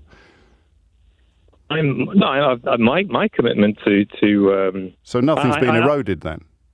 Not no, because I'm not an immigrant that holds different views about women. But there'll be plenty of people who aren't immigrants who hold different views about women. I think one of the Reform MPs was jailed for beating one up, wasn't he? Yeah, just like there are. So is that an erosion of British values? Yes, I think it is. But you support that party? Example of a more domestic. But I think Reform is the only party that has an MP who's been jailed for beating up a woman, and the British value you've gone for is respect for women, and yet you're here to tell me that you support the only party that has an MP who's been incarcerated for beating up a woman. How did that happen? What do you mean, how did it happen? Well, how did you end up on the radio trumpeting support for a party that has an MP who's been incarcerated for beating up a woman and claiming that they represent your desire to see more respect for women? How did that happen? If you remember what I said I was torn between Badenoch and Farage. Yes. I'm on the fence between them. So I'm not exactly... Now you've remembered that one of Farage's colleagues was banged up for beating up a woman, and you care so much about it, and you care so much of women's rights, then the choice is easy, isn't it? It's Badenoch all day long. Well, there's lots of bad individual apples within all the parties. So, I can't think of anybody in the Labour Party that's been jailed for beating up a woman, or the Conservative Party, or the Liberal Democrats. But let's talk about maternity pay then. How does Badenoch's attitude to maternity play into your passionate desire to see more respect for women? Shall I tell you what I like about Kemi? Yeah, go on then. I tell you what I like, because you keep hitting her with the maternity thing, and I think that was a slip up, and I don't think she'd ever enact a policy like that. Wasn't a slip up, mate. She doesn't do slip ups. She said so. Well, yeah, I think that's rubbish. But hang on, you're supposed to be bigging her up. Well, I'll tell you why I like her. I think she's a rare specimen in politics because she's an engineer in her background. She's from an immigrant background where she's come here and done a lot as an individual in sort of getting on her own 2 feet. I think she was born here. And yes, but her family came over with relatively little, right? And she's built up from that. And she's an engineer, which is rare in politics. She's a problem solver. I think the biographical details are actually a bit wrong there. I think she came here when she was born here, and then she came on her own when she was 16. I don't know that her family have ever settled here. I'm not sure on a family detail, but I know that she's. But that was your main. That was what you just said as the reason why you like her so much, and it's not true. Well, I like the fact that she's a problem solver because... What problems has she solved? Well, I'm speaking fundamentally in terms of her inclinations. So am I. What problems has she solved fundamentally? Well, she's not been put in power to do it. I mean, she was in the trades. I think she did a lot of trades work that was quite good. For example? I think she's... all of the trade deals that she's put forward. She hasn't put any trade deals forward at all. She worked in the Department of Trade and she was involved in a lot of the negotiations. I worked in River Island, mate, but I'm not a fashion designer. Tell me a trade deal that she put together, an actual trade deal. She was involved in the CPTPP, whatever it is. The what? I won't vote. CPTPP, whatever it's called. CPTPP? Yeah, there's too many P's in that one, isn't there? Right. Well, I don't know, mate. You're the one using it as an example of what a clever politician she is. So trade deals that she negotiated or signed. There's lots and lots Liz of Truss took the credit for that. Liz Truss took the credit for that one. There was lots that she was involved in. Go on. Well, then it'll be really easy to give me an example then, Dan. Well, just because I personally don't have the memory to name every specific but you instance. Personally just said live on the radio that was proof of what a good egg she is, and so you must have proof of your proof, as it were. Well, I told you that I think that she's a problem solver. And I said, what problems has she solved? Well, and you said... I'm contrasting that more, James, from a kind of... Most politicians, they studied politics, they studied law, they're lawyers, they're philosophers. They've not done anything that involves actual hands-on problem-solving. Which is why it's going to be so easy for you to give me an example of the hands-on problem-solving that she's done. Well, she worked in IT originally, didn't she? So she's been like an IT engineer. You're the expert. She worked at The Spectator for a while, and you've got a problem with journalists. Well, I'm not saying I have a problem with journalists. I just think that politicians need. So let's not get distracted. Let's go back to the problems that she solved and the trade deals that she signed. Well, if you're interested in the discussion of where I think she'll take politics... No, I'm interested in your reasons for admiring her, which are her problem-solving abilities and the trade deals that she signed. So I'm going to have to ask for some examples. I can't. If I'm honest with you, I can't list every trade negotiation. No, I don't need all of them. I just need one. I think she was involved in the CPTPP. You can't even say it. You can hardly cite that as an example of her which we will negotiating acumen, and that was long before she got into the Department of Trade. Has she not been involved in some of the India-UK FTA? We haven't got one. We haven't got a trade deal. No, but there's been lots of waves of negotiations. No, but you were telling me about the ones that she had actually concluded and negotiated. But she's not in that position right now. But when she was. Wait, but she was involved in those negotiations, and the Labour government has continued on with that negotiation. You can't tell me that she achieved something and then tell me that she didn't. But let's look at the problems that she solved. Let's do the problems that she solved. I also like the fact, James, that she's going back to the fundamentals. She's going back to the emotional bedrock of conservatism, yes. the instinct to protect what people have. She's going back to those fundamentals, and it's an emotional thing. It's about identity. It's about culture. What have you lost then? What has happened to your identity recently that needs protecting by Kemi Badenoch? I think. Well, we've had record immigration. We've got 1% of an increase in immigration. It's highest than it's been post-war, isn't it? It's about to come down by about half. And look at the riots. This isn't your right. Well, the riots were undertaken by.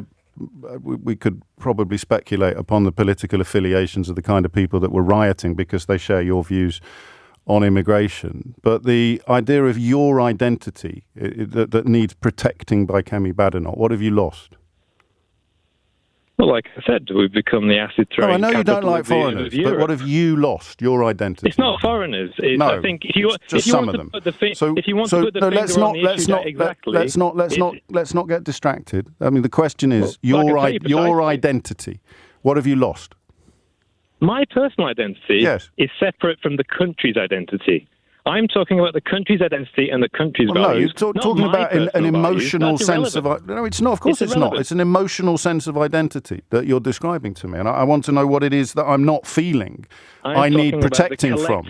The collective consciousness of the country. Are you? I'm not talking about individuals. That's very bold, isn't it? How can you talk about the collective consciousness of the country? What else are British values if they're not a collective consciousness? I didn't use the phrase. You used the phrase. You can't tell me what a British value is. Yes, but I talk about British values. Well, name one. Name a British value. You talk about my personal Tell me a British value. Tell me a British value. Free speech. There we go. That's safe. I don't think it particularly is. Look, what aren't you allowed to say? What aren't you allowed to say now? You can't say the wrong thing on social media without being locked up after a riot. Okay, who's been locked up for? And be let out of prison early. Dan, no one has been locked up for saying the wrong thing on social media. The people who've been locked up for their behaviour on social media are the people who were inciting violence or encouraging people to set fire to hotels. There are some people that merely said racist things. That's not true. They didn't incite Okay, violence. You know what I'm going to do now? There was also somebody... No, don't change this up. You know what I'm going to do now? Listen. No, I am listening. That's the problem. I don't think you're used to it. Give me the example of the person who was jailed for saying something racist. I can't remember the guy's name off the top of my head. Every single thing you've offered up to me as proof of the point that you think that you're making, I just do this really simple, polite little thing, Dan, and I say, would you mind providing me with the example or with the evidence? And what do you do? Well, I should have written them all down and put them on a list in front of me. No, you should know them. Every name and detail. No. It's not every name and detail, Dan. It's one example. It's one example of a trade deal that Kemi Badenoch concluded. It's one example of a problem that Kemi Badenoch has solved. It's one example of somebody... She didn't do it. It's one example of somebody being sent to jail for saying something racist on social media. So I've got to go to the break now. But before I do that... When you came on and said that you were the kind of candidate for Idiot's Corner, did you realise it was because you were someone who holds really strong opinions without having any evidence to back them up? I can back them up when I've got the time to put it together. I don't have time on a line. But just to be clear, you rang me, right? We didn't phone you up and sort of ambush you. 11:52 is the time, and with no further ado, I redirect your attention to Global's Make Some Noise. That is our LBC's charity, and we're in the business this morning of raising money for them and therefore for the charities, the smaller, often quite local charities that Global's Make Some Noise supports. I can't tell you how important the work that they do is, as in I can try, but I will never fully convey to you the scale of the task before some of these charities and the importance of the role that they play in people's lives. Nikki Neal is the CEO of the charity we were talking about earlier, Parenting Mental Health. And Nikki, I don't know how much you heard, but the messages that came in while I was talking to Lucy earlier were extraordinary, actually. This is us. Wrote Tom. I will be donating and finding out more. I'm living this at the moment. Emma writes, as a parent who is drowning at the moment with the needs of a son, thank you. This has given me a moment of solidarity with someone and made me feel not so alone. Tracy writes, thank you for the interview about parenting mental health. I could totally resonate and wish that they'd been around 14 years ago before my son lost his fight. I mean, that is the stakes, isn't it? I mean, God knows we feel nothing but sympathy for Tracy, but that's what's at stake sometimes with the children that you help. How did you get involved?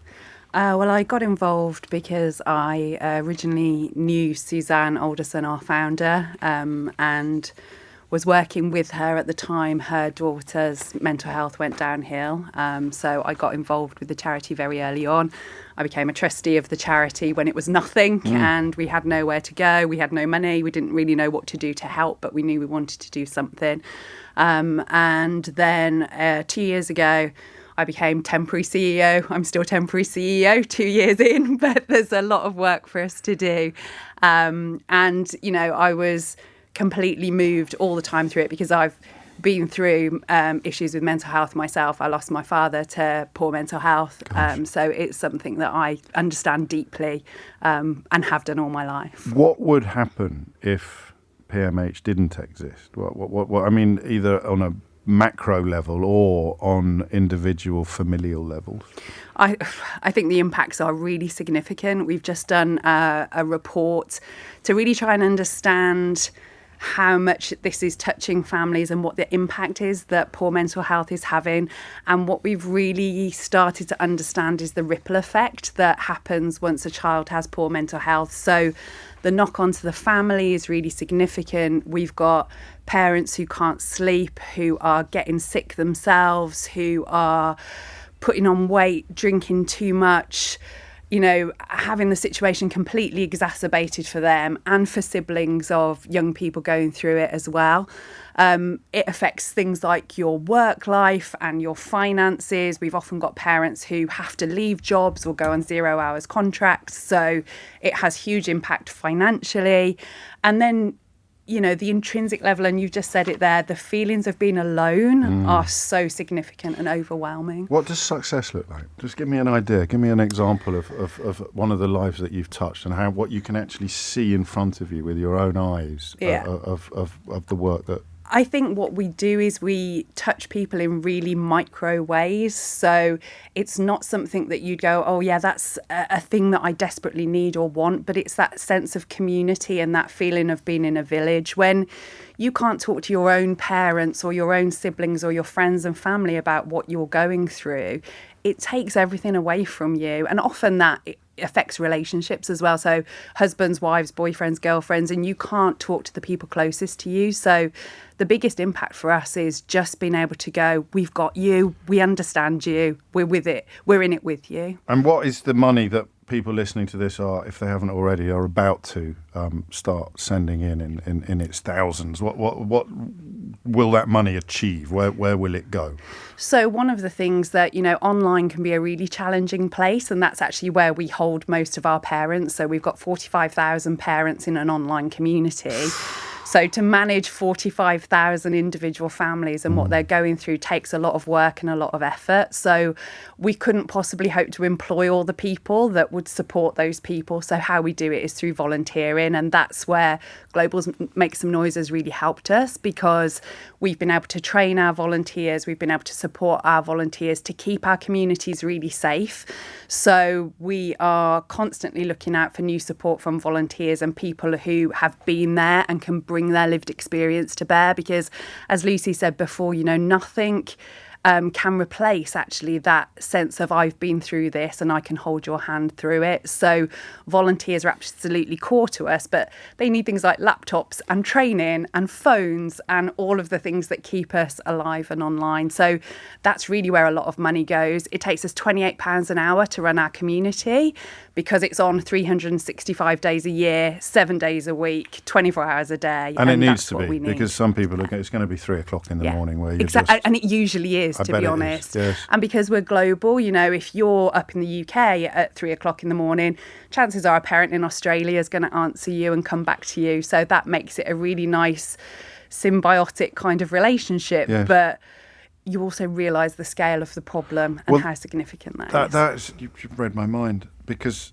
I'm 45,000 parents. And that's just in our community. Well, they're the ones that have found you. Yeah, exactly. I mean, God knows how many people, and my inbox again is going bonkers under the weight of people telling me that they are feeling seen for the first time ever because they have not found anything like PMH. I think that's what we do, when it's 20% of young people have a diagnosable mental health condition now. And when we talk about young people, we're talking up to at least the age of 25, but we're not just about, young people in our community. If your child is 45 and you're still caring for them, you're as welcome in PMH as if your child's 7. So if you're a parent, you're welcome in our community. Gosh.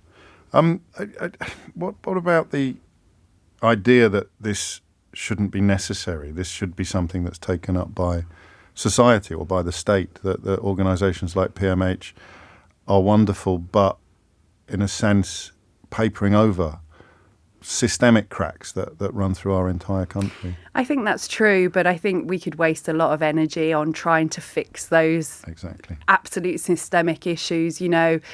Waiting lists at the moment in the UK are probably around 2 years for you to originally see any kind of support from the NHS at the moment. So when you've got a 2-year wait with a desperately ill child, you need some support and you need some care. So grassroots charities really do make a difference, and I think it's really important that they get the support that they need because they understand the problems in a way that the system really can't understand those problems. Yes, I mean, another one here, just listening to your guest resonates with everything that I'm going through and have been through with my child. You've brought tears to my eyes, and a lot of people who have only heard of it for the first time today. So, all the more reason to donate, because your business is probably likely to pick up a little bit in the course of this afternoon. I suspect so. I mean, that brings its own challenges because, with more members, actually, we need more support. And, when I'm sat in the CEO role, I have to make choices, really difficult choices between what projects we're going to run, what projects we can't run, who we can support and who we can't. Of course. And, Well,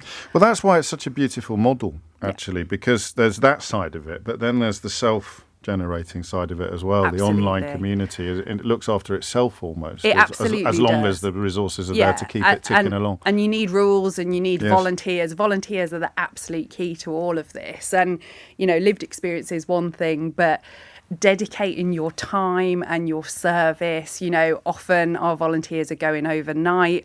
They give up every spare hour that they've got. And the great thing is, quite often the parents who land with us originally with challenges, as Lucy did, then become a volunteer. So there's a real outlet and there's a real sense of purpose that brings. But, honestly, if I could go around and hug every single volunteer, give them a massive pay situation, I would do it. But I think we're all here for the love. No one in small charities does it for the money, that's for sure. No, well, exactly that. Although the money is one of the ways in which we can all send a message of appreciation and gratitude to people, because when they see the cheque arrive or when they hear about how much has been raised, it gives them a personal boost as well as, of course, the financial boost for the charity, which is why Make Some Noise supports families all over the country, funding projects like the one at Parenting Mental Health, which, as you've heard, works to train and empower people with lived experience of parenting a child with poor mental health to then support others in a way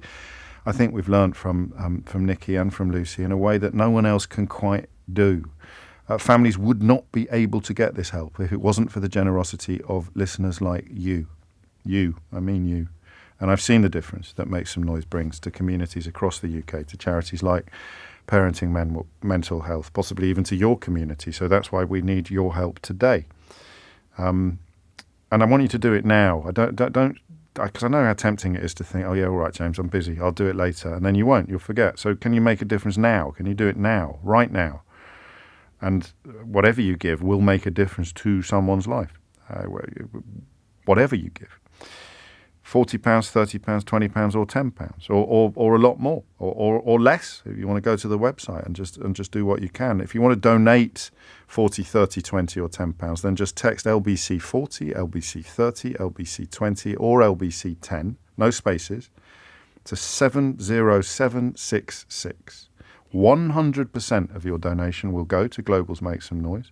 You must be 16 or over and please seek the bill payer's permission. Standard network charges may apply. As I said, you can go to lbc.co.uk for the T's and C's and for the opportunity to make a different donation, a different level of donation.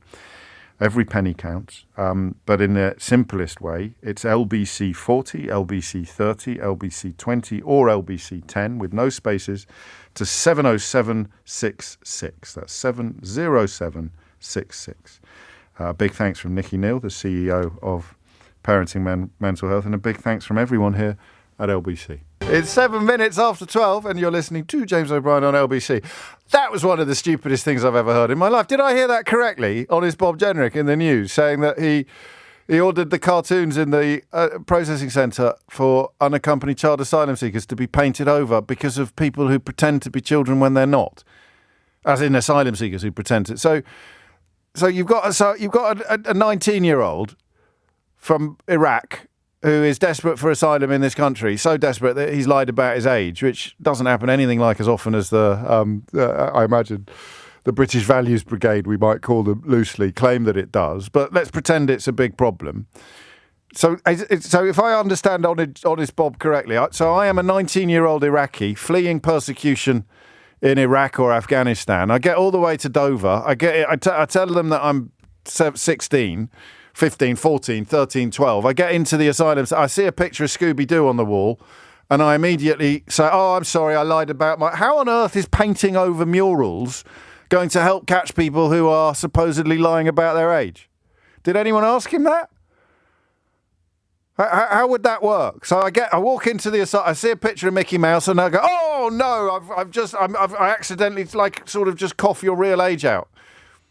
So paint over them and then we'll catch them. Man alive, these people are extraordinary, aren't they? Okay, it's a weird one today because I've got another one for you now that I think gets filed under substantive political conversation. I like this kind of thing. And don't let me down because I don't know whether you were listening or not. If you weren't, you won't believe me. We had an absolutely fascinating conversation about tax in the first hour. I know what you're thinking. An absolutely fascinating conversation about tax in the first hour of the programme. And I'm going to turn your attention now to something else that the new government is keen to do. Tax doesn't have to be taxing is our new catchphrase today. We're going to get that on a T-shirt. I'm going to turn your attention next to another fairly big deal. So if Rachel Reeves does raise capital gains tax, it will be a significant political moment. It will be...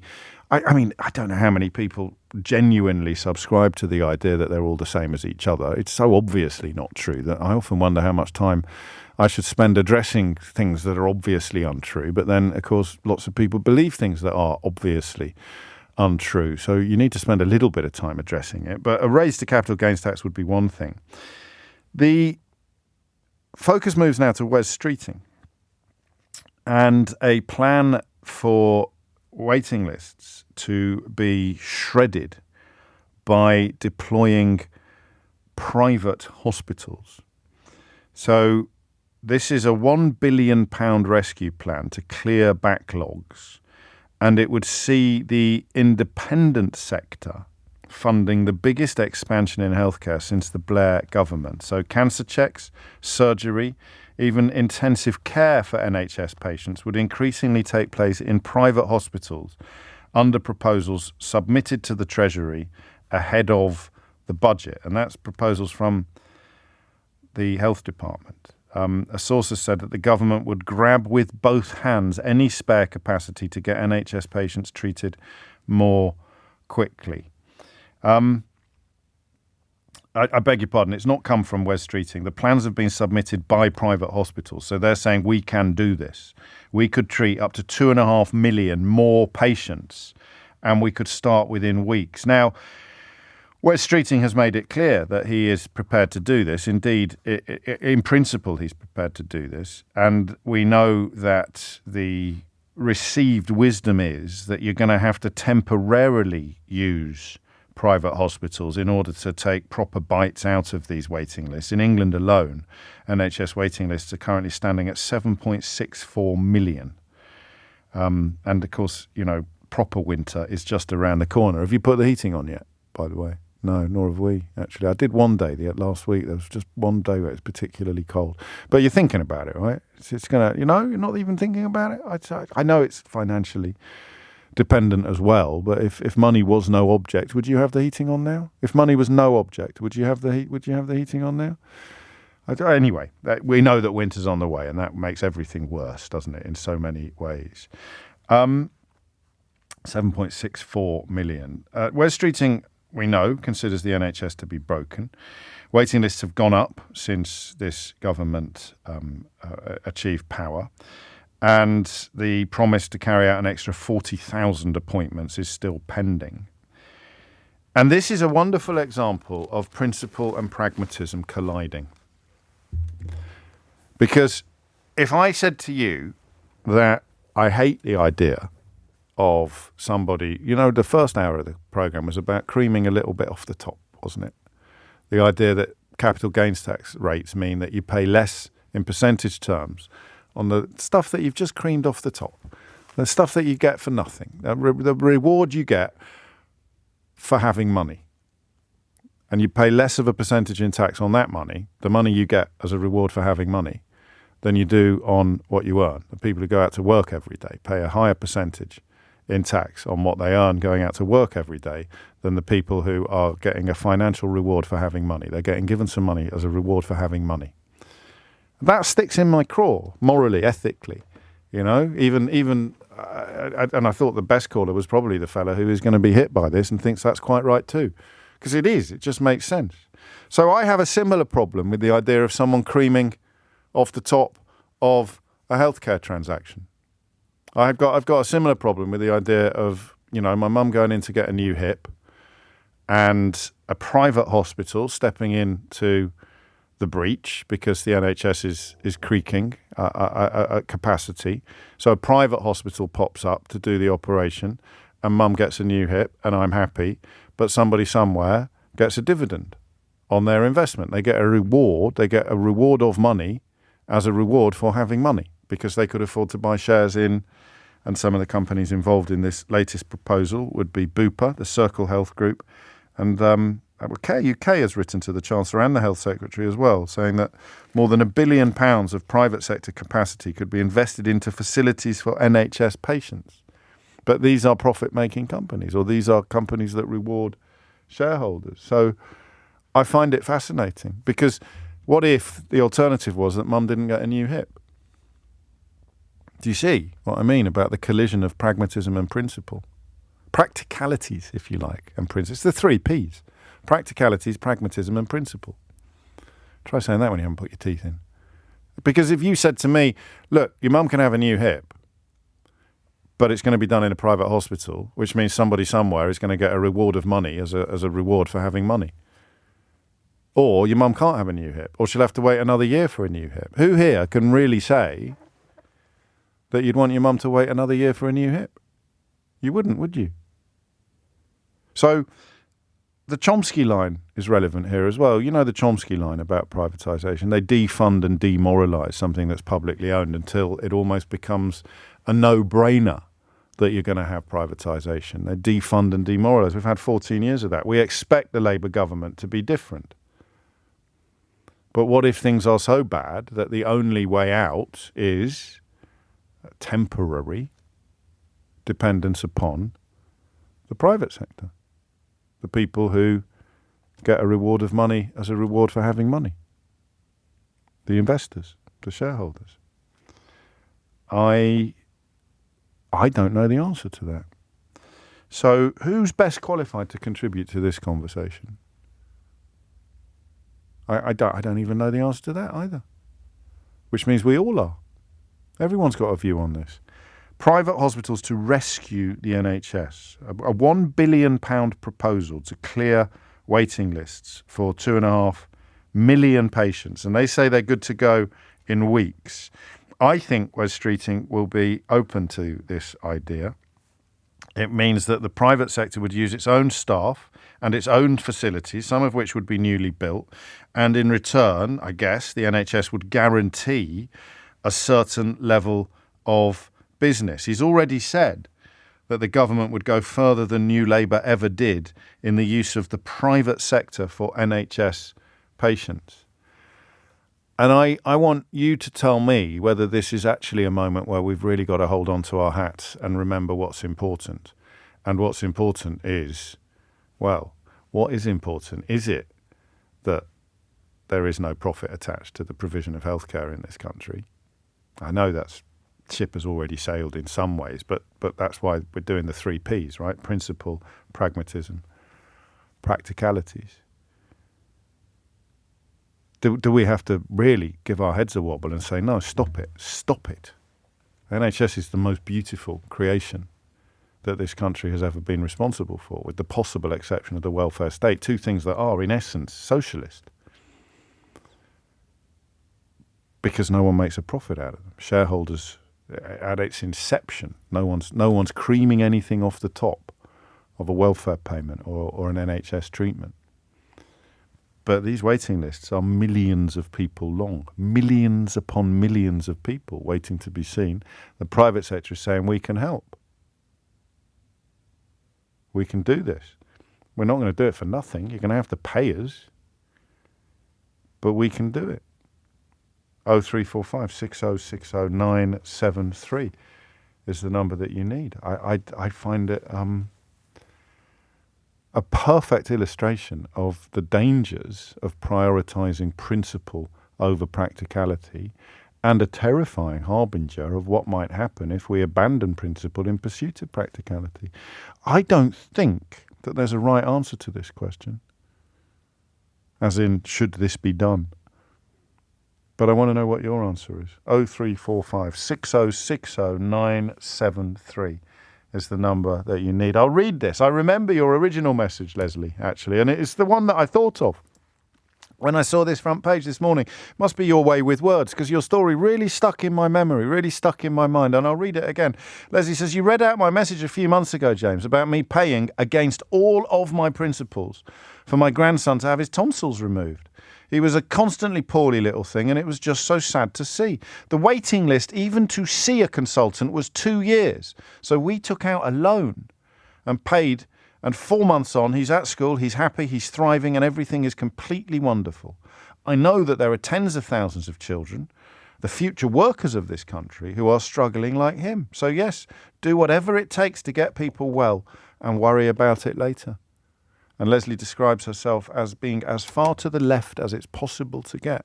Except it's possible to get even further to the left, because there are people further to the left of Leslie who would cut off their grandson's nose to spite their face, who would say, no, I am not going to pay for you to go privately, because to do so is to betray my principles and to perhaps jeopardise the future of the NHS. I don't know. I'm just going to open the phone lines and invite you to call me on this. I'm not going to give you a specific question. You know the facts, you know the story, you know what we're talking about. What do you want to say? 0345 6060 973. 22 minutes after 12. Manisha says, I'm pretty left, but we have to stop looking at the NHS through a rose-tinted pair of spectacles that Labour have paid for themselves. That was a good line in PMQs yesterday, when Rishi Sunak said something like, even Lord Ali wouldn't buy that. As an idea, as in believe something. But I don't know. I just want to know what you think. Private hospitals to rescue the NHS is the headline. And I suppose if I wasn't so long-winded, I could just have said, what's not to like? Meaning that, not in a rhetorical sense, as in literally, what is not to like about this? Alison's in Crawley. Alison, what would you like to say? Hi, thanks, James. This is exactly how the Blair government and Alan Milburn dealt with the backlog, back in post-1997. And the reason you do it is because if you build up, if we just take, say, hip replacements, just as an example, if you build up sufficient capacity to deal with the backlog, then when you've dealt with the backlog, you will have surplus capacity for the average amount that comes in on a monthly, yearly basis. Oh, yeah? That's a really expensive thing to do. Yeah. So you don't do it. You deal with the backlog. You may need to increase capacity in some areas, and that's an assessment that needs to be made, but you don't increase the capacity to deal with the backlog unless you absolutely have to. So you use the private sector, and what we used to do then, as I was non-executive director of a trust then, we would have contracts for, 50 hip replacements with a local provider. They would generally be what I would call the non-complex cases, so people who didn't have additional conditions like diabetes or a heart condition or whatever. Yes. And they would be done in the private sector. But in terms of who got done in the private sector, just the next person off the top of the NHS waiting list. Why does it make sense for the private sector then to have the capacity that will not be needed when the waiting lists have been reduced? Well, back then, there was a standing conference on what to do about waiting lists in private medicine, because the number one reason why people go private is because of waiting lists. So when you reduce the waiting lists, the business for the private sector plummets. Yeah, so they are essentially just looking at the short-term gains then. Yeah, they're making some money there, and so they're jeopardising their business model in the long term in return for a short-term gain. Yeah, they have the surplus capacity, and to them it's just business. In the Blair years, what they did ultimately was they started to diversify much more into things like health checks and elderly care. Okay, so so it's a building's a building, isn't it? In a way, and what you were doing in it yesterday doesn't necessarily define what you would be doing in it tomorrow. So you pointing to the perceived success of what happened when Alan Milburn was Secretary of State for Health, took over from Frank Dobson, I think, didn't he? That's right. Yeah. And you would say that when I say what's not to like, you'd say nothing. Well, absolutely. And actually, I think to increase capacity just to get rid of a backlog is pretty reckless. Within the NHS, as in to build new facilities to deal with the waiting list. The waiting lists are dealt with, and you've got these white elephants, you've got these empty facilities.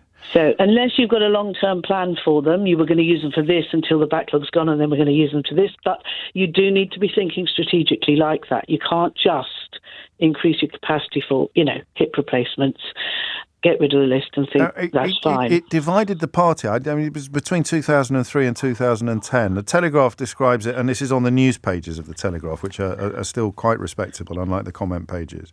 The Telegraph writes that it divided the party, which I vaguely remember, and lost momentum. But in a way, if the waiting lists are being reduced, it will lose momentum, won't it? Because it's an emergency measure for an emergency situation. Exactly, and you're delivering on the promise ultimately, which is what people want to see. Is there any negatives at all in your view? I don't think so. I think that obviously there may be a sense of unfairness that, the lady down the road went to the private hospital and I had to go to I don't know. But, these are minimal issues, aren't they? Yes. If we're talking about getting people's healthcare sorted. And how amazing is it that we are really just seeing history repeat itself, is that the Labour Party is inheriting an NHS in crisis and is therefore dedicated to fixing the crisis. And this is one way of fixing the crisis, and it has a precedent because it's one of the ways in which they fixed the last crisis that they inherited in 1997. Absolutely. Thank you, Alison. Deja vu. No, well, isn't it? Yeah, all over again. It is coming up to 12:30. A squeeze in Veronica, who's in Sutton. Veronica, what would you like to say? Yeah, actually, I'd like to quickly rebut what the comment the lady just made. Is because in the sense that absolutely we need to use private hospitals to capacity. Yeah. But the UK, or particularly England, has the lowest number of hospital beds per 1,000 of the population. I'll just give you two quick stats. Of course. The UK it has like 2.3 beds per 1,000 of the population, compared to Germany, which is just under 8. So you're saying there is a case for increasing capacity within the NHS? Absolutely. The average across Europe is 5. But that doesn't. I mean, you're right to make that point. I've seen those statistics, and they're pretty jarring. And like everything else, it's a situation that's got worse since 2010. But in terms of getting the waiting lists down as soon as possible. Yeah, we have to go. You just got to do the private route. And the second point is, I worked for 20 years in the pharma industry, and your comment leading up to, well, why should the private sector profiteer from my mum's getting a hip operation? I worked in the cancer, for developing cancer drugs, and they're some of the most expensive therapies. And unfortunately, I have to say this as somebody who used to work in pharma. I don't work with them anymore. Sure. That the pharma industry makes billions off the back of sickness. Yes. So, if you were to say, from an ethics perspective, I'm not going to go to the private hospital, then you'd have to stop taking anything that only take generic drugs that have lost their patent. Because any patent drug that's come out in the last... No, I know. But I'm describing the NHS in its current form and the prospect of it changing and becoming more reliant upon private health. It's not an argument against that to say that the pharmaceutical industry already involves profiteering. Yeah. Which it does, and that's I know that. I know. Well, you could use that as a warning of what might happen to the NHS if we go too far down this road. But I think what we should do is we should be using the private sector now just as a bit of an emergency for the next couple of years, and God willing, this Labour government pumps up and brings the UK at least back up to the EU average. If only those 40 hospitals Boris Johnson kept banging on about had actually existed, had actually been built. And you're right, it is. We are below the EU average on beds. And of course, you add bed blocking into that, the fact that we have a particular problem with people in hospital beds who shouldn't be because there's nowhere for them to go as a consequence of the social care crisis, and things are probably even more severe than Veronica describes. I need someone to be against this, and I know that would involve, in a sense, prioritising principle over practicality, and that's a tricky position to pursue, but I think it's an important one. Your voice needs to be heard. But first, Amelia Cox has your headlines. It's 12:34. I was going to do a little bit. I was hoping to amuse you by pretending to be outraged that I haven't won the Nobel Peace Prize again. But given that, as you'd expect, the recipients are incredibly worthy and rightfully so, I don't think that would have landed very well in comedy terms. So I'm glad I didn't do that. I'm still holding out for Rear of the Year, though. Is that still a thing? I can't believe I've never actually landed Rear of the Year. It's years since I won any awards. I must be due something. Yeah, I know that I'd also win that one as well. 12:34 is the time. I like this. This conversation. It's so fascinating. So there's sort of lots of disagreement, but very polite. It'll never catch on. Chantel says, I'm curious about your stance on this, James. Do you think it's a good idea, effectively using the private sector to prop up and ease the burden on the NHS? If so, I wonder why something similar can't apply to independent schools. Some sort of partnership with the state system. Alternatively, I don't understand why, if taxing the private sector is a good idea, the same does not apply to private healthcare.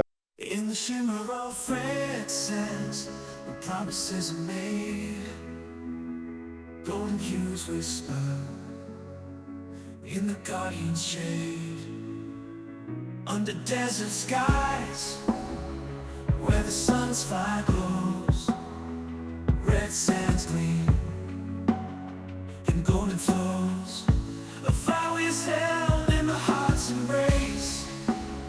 Guardians oath, time cannot erase.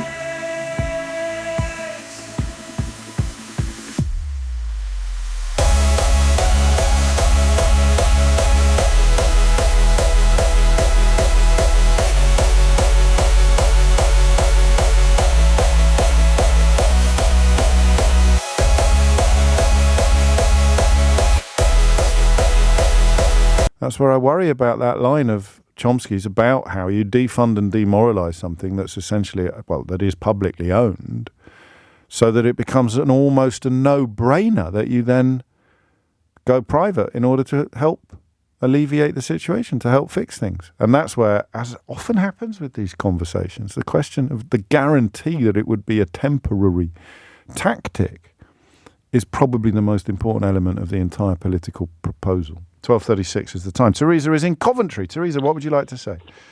Well, I have a huge issue over the taking the, whether it's a priority and principle. Yes. I totally support the principle of a fully funded National Health Service. Yes. What hasn't been mentioned so far is huge tranches of the NHS are already privatised. That's true. One of my sort of favourite ones I always tell people about is the blood bank service. Go on. That was sold off by the Tories to a company who then sold it off and made a huge profit. So, the NHS is largely private and people don't realise. It's not largely is pushing it, but I think a lot of people don't. I mean, you can see it on the side of ambulances sometimes, can't you? You see that the ambulance is run by a private company. So, yeah, you're absolutely right to remind us that it's already baked into the NHS, as it were. It is baked in. The cleaners, the porters, etc. Yes. Amazing how many staff were actually privately employed. Yes. But going back to the debate in question, yes, our country is not poor. We have a 40 billion minimum tax gap. That's the gap between what should be paid in tax and what is collected. That's according to HMRC. Mm-hmm. Independent analysts reckon it could be as much as 100 billion. Yes. And I sort of remind people that there was the Panama Papers, there's all this offshore tax havens, etc., etc. There's a lot of money available that, if government was determined, could find to fund public services. As far as the current crisis is concerned, I think you said the last crisis was 1997. That was inherited. I'd like to say that the last real crisis was the COVID crisis. And during the COVID crisis, private hospitals were taken over.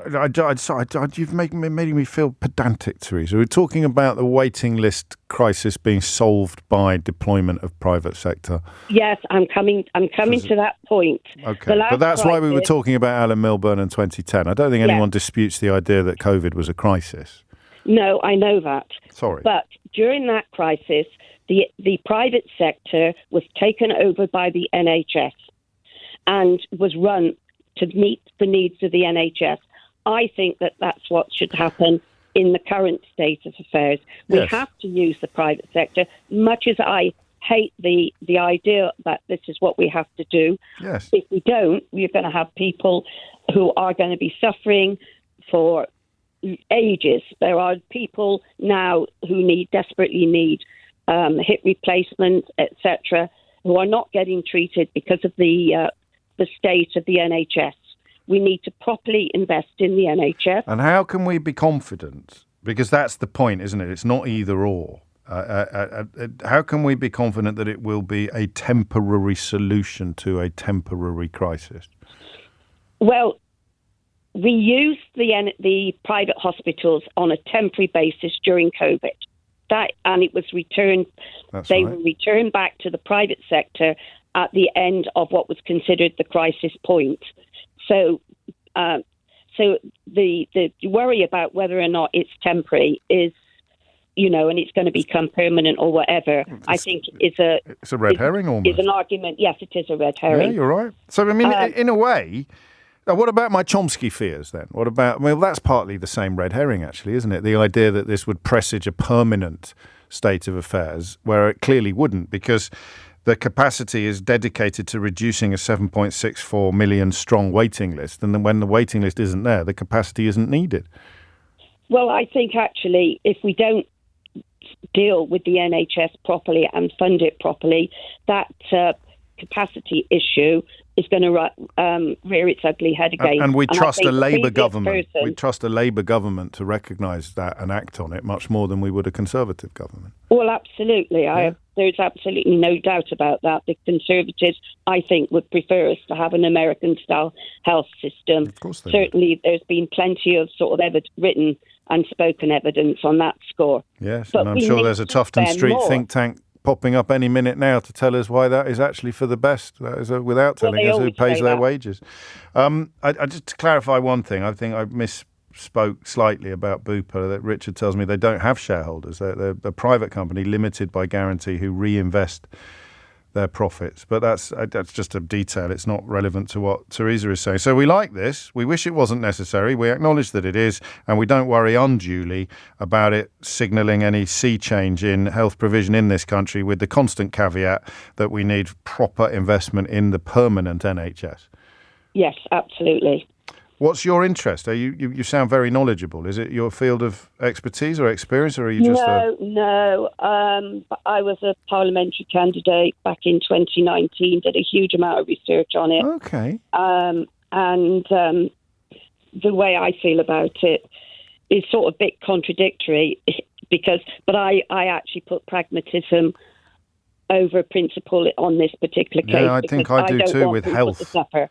No, because what's the alternative? Can I ask what party you were running for or not? Labour. Okay, didn't happen. Why didn't you have another go? I don't like the current leadership. I'm glad I asked. But you recognise that Wes Streeting is probably going to play this one correctly. Well, yes, unfortunately so, and a lot of my fellow socialists don't agree with me. No, I can see that, but that's why it's very important to zone in on the conflict between practicality, pragmatism, and principle, isn't it? Because it's easy to talk about principle if you're not the person suffering. Yeah, it's not your mum that needs a new hip. Thank you, Teresa. I enjoyed that enormously. And Alan reminds us, of course, that COVID is still a crisis. That's something that is often overlooked in the coverage.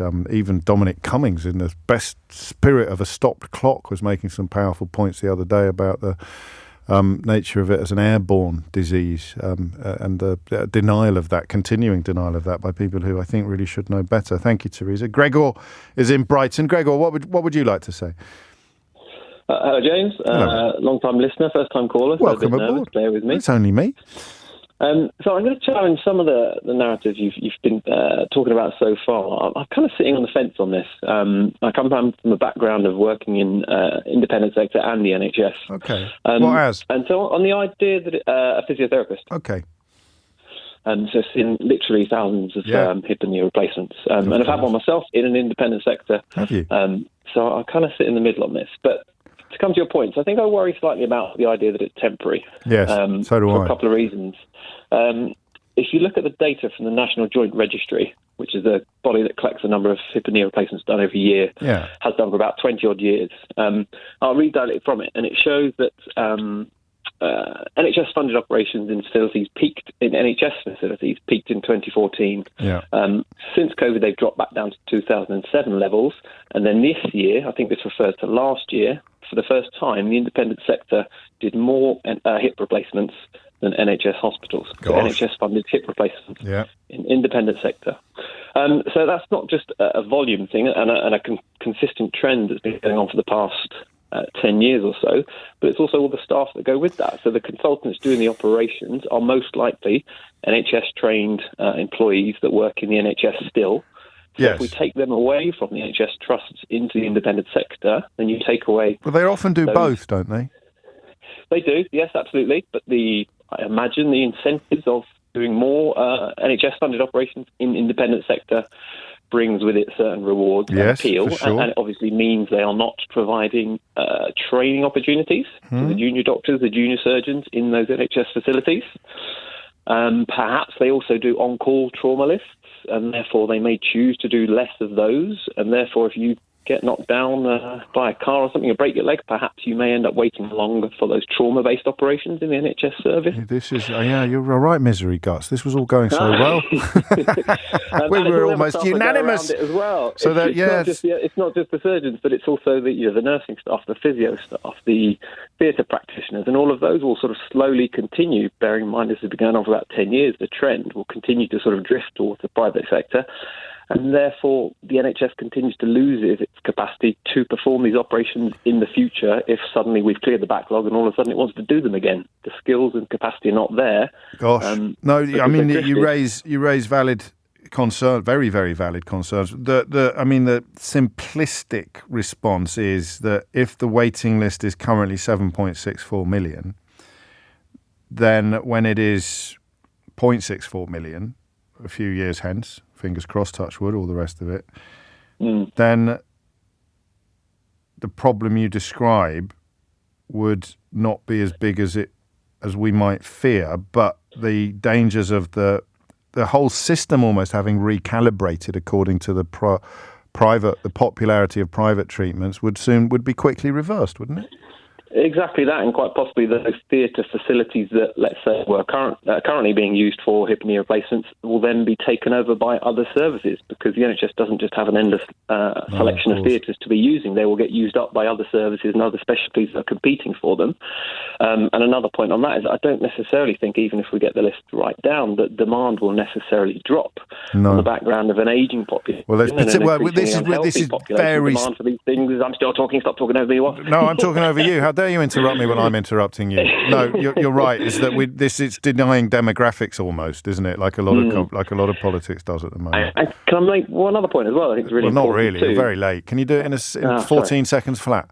40 seconds, yes. Imagine your mum. Imagine she's very frail and she lives alone and she has no social support afterwards. A private independent sector hospital may refuse her because of the complications, trying to discharge her from the independent sector and say, no, you're too complicated. You need to go back to the NHS sector that can more easily access this care. So the most vulnerable, most frail people that need the That's your lot. Get over there. Wait, 12:47. 10 to 1 is the time. I've said to you a few times, haven't I? I never know how much attention to dedicate to this stuff. But the people who believe bonkers things are probably more powerful now, politically speaking, on both sides of the Atlantic than at any point in recent history. And every now and then I stumble across an example that merits repetition, that is worth sharing with you. So there's a rather splendid American operation that does sort of similar work to what we do with the occasional caller. They're called the Good Liars, and they go to Donald Trump events, they go to Donald Trump rallies, and have conversations with real people, right? Politically engaged people who support Donald Trump. And here is I don't know if favourite is quite the right word, but here is a recent example. What do you think happened with the hurricanes? I think there was an upcoming storm, and then I think government set in with whatever it is that they do. I don't know all the specifics about it. I'm not an expert in cloud seeding or whatever it is that they use to magnify the storm to a higher degree, to disturb a land that maybe wanted for lithium that Harris's husband is partaking in. So they made the storm stronger, so it would hit the... This one. You think that Milton, they're making it stronger? From a 2 to immediately to a 5, like instantaneously. You're implying that the government made a hurricane stronger to hurt its own country, the United States of America? Correct. And what would be the gain of that? If like there's been people out there, if they have an Alexa, I don't know if you've heard that, and they've asked what caused Milton. Okay. You can go on there now. It's already predicted the number of deaths and the amount of... It's already predicted it. On a Google, it won't do that. If you ask it about Helene, it'll tell you the government actively used seed clouding. This is before Helene even happened. Why would a country want to have a hurricane be strong and hit its own country? Because they want to control certain places. And if you're looking at where the hurricane's going, it's a lot of red states. If you're looking at the counties in North Carolina that were hit, there were all of them, 26 out of 28 of those counties were for Trump. They're doing whatever they can because they can't rig the election. Even control the weather? Yes. So we've reached the bit where the people who deny man-made climate change claim that the government is actually creating hurricanes. And these are not fringe in terms of numbers. This is now a commonplace position among, well, you can see it on social media, but there it is in real life. I just thought you'd find that simultaneously terrifying and hilarious. I want to draw your attention next to something rather more immediately serious. I really stress this point, that you might not know. Listen, if I'm talking about you, you don't need to listen to the next bit. But if you don't have anything going on in your life that is traumatic or deeply troubling, you almost certainly know someone who does. In fact, if you're in company at the moment, if you're in work, then there's probably someone you can see right now who is at home going through stuff that is close to unbearable. And it will often involve the mental health of loved ones, most obviously children. That is why Global's Make Some Noise, LBC's charity, works with small local projects across the UK to help those facing life's toughest challenges.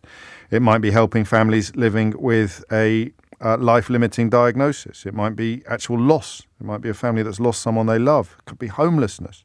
Or it could just be someone struggling deeply with the pain of feeling alone. Someone like Jochebed. I was 17, turning 18. I was like, okay, I think I need to talk to someone, but I don't know how to express emotions. I was very quiet, always trying to make people laugh and stuff, hiding my pain. I was always someone that bottled everything up, and, the counselling service made everything even better than it was, because that's how I learned to communicate. Without it, I don't think I would have finished college. My mum and dad, they're constantly telling me how proud they are of me. Big Kid has definitely saved me, and they've saved my family. And there it is. There's the difference that Make Some Noise can make. And it's things you don't know you need until you need them. Things that you don't even know exist until you need them. And those are the charities that the Make Some Noise team work tirelessly all year round to identify and support. And that's why I'm asking for your help today, okay? And do it now. You can transform someone's life. You can reach someone like Jochebed in this moment by texting LBC40, LBC30, or LBC20, no spaces, that's LBC40, LBC30 or LBC20 to donate 40, 30 or £20 and send that text now to 70766. That's the number you need, 70766. 100% of the donation goes to Global's Make Some Noise. 16s and over only, please. Seek your bill payer's permission and standard network charges may apply. Or you can donate what you can afford online and find the full terms and conditions at makesomenoise.com. Thank you, actually, not just from me, from everyone at LBC, everyone at Global, everyone at Make Some Noise. And I think most importantly, I think I can speak on behalf of everyone that you will be helping by making that donation. It's just coming up to 12:57. This week's podcast guest is a bit of a one. It's William Dalrymple, the historian, author of a brilliant new book called The Golden Road.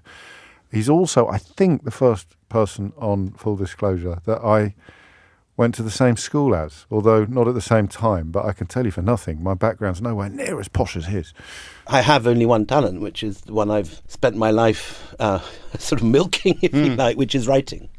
And I had no talent for anything like maths, chemistry, biology, anything other than actually writing essays. So I got very ordinary results as a kid. But the one thing, while I wasn't regarded as clever or precocious or a superstar in any conceivable way, I was always interested in history. And that was always there. Do you remember the earliest sort of stirrings? Absolutely. I was crazy. The first thing that really got me was ancient Egypt. As any kids, I mean, lots of kids have this, mummies and all the rest of it, canopic jars and all those movies about Doctor Who going into the pyramids and that kind of stuff. I loved all that. And I should say, amid this very sort of privileged background, one of the other privileged things I had was a nanny. The difference was that my nanny was a sort of Fenian who... I'm not making this up. She took me down, I remember, age 6, to North Berwick Library to show me Cecil Woodham-Smith's book on the potato famine and how the English had let the Irish starve to death. And there were pictures of cannibalism that I have in my mind's eye to this day, of mothers eating their babies. That was that the English made them eat them. And so... That would stick in the memory. And she brought me up with... So on one hand, I had my...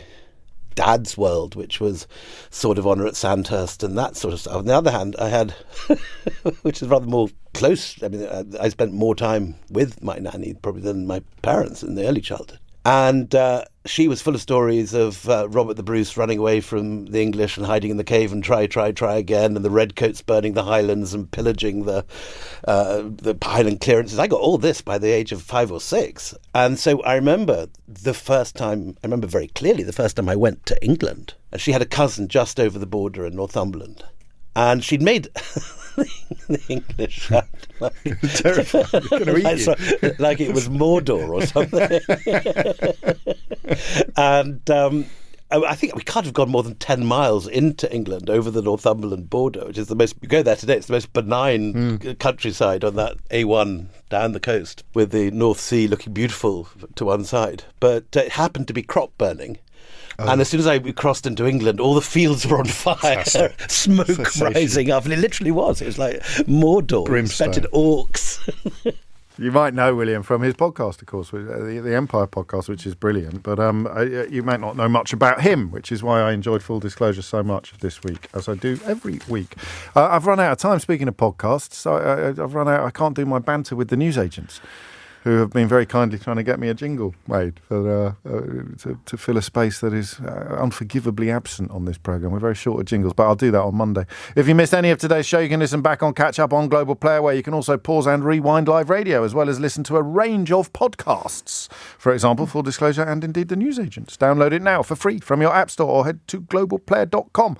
Coming up at 4 on LBC, it's Tom Swarbrick, but now it's Sheila Fogarty. And out of loyalty and in the interests of equality, the Empire podcast is co-presented by my very good friend Anita Anand, alongside William Dalrymple. Dalrymple, the L is silent. Oh, is That's it? how posh he is. Oh, okay. I only realised that halfway through. Sheila 30. Sheila 30. 30. Another Fenian.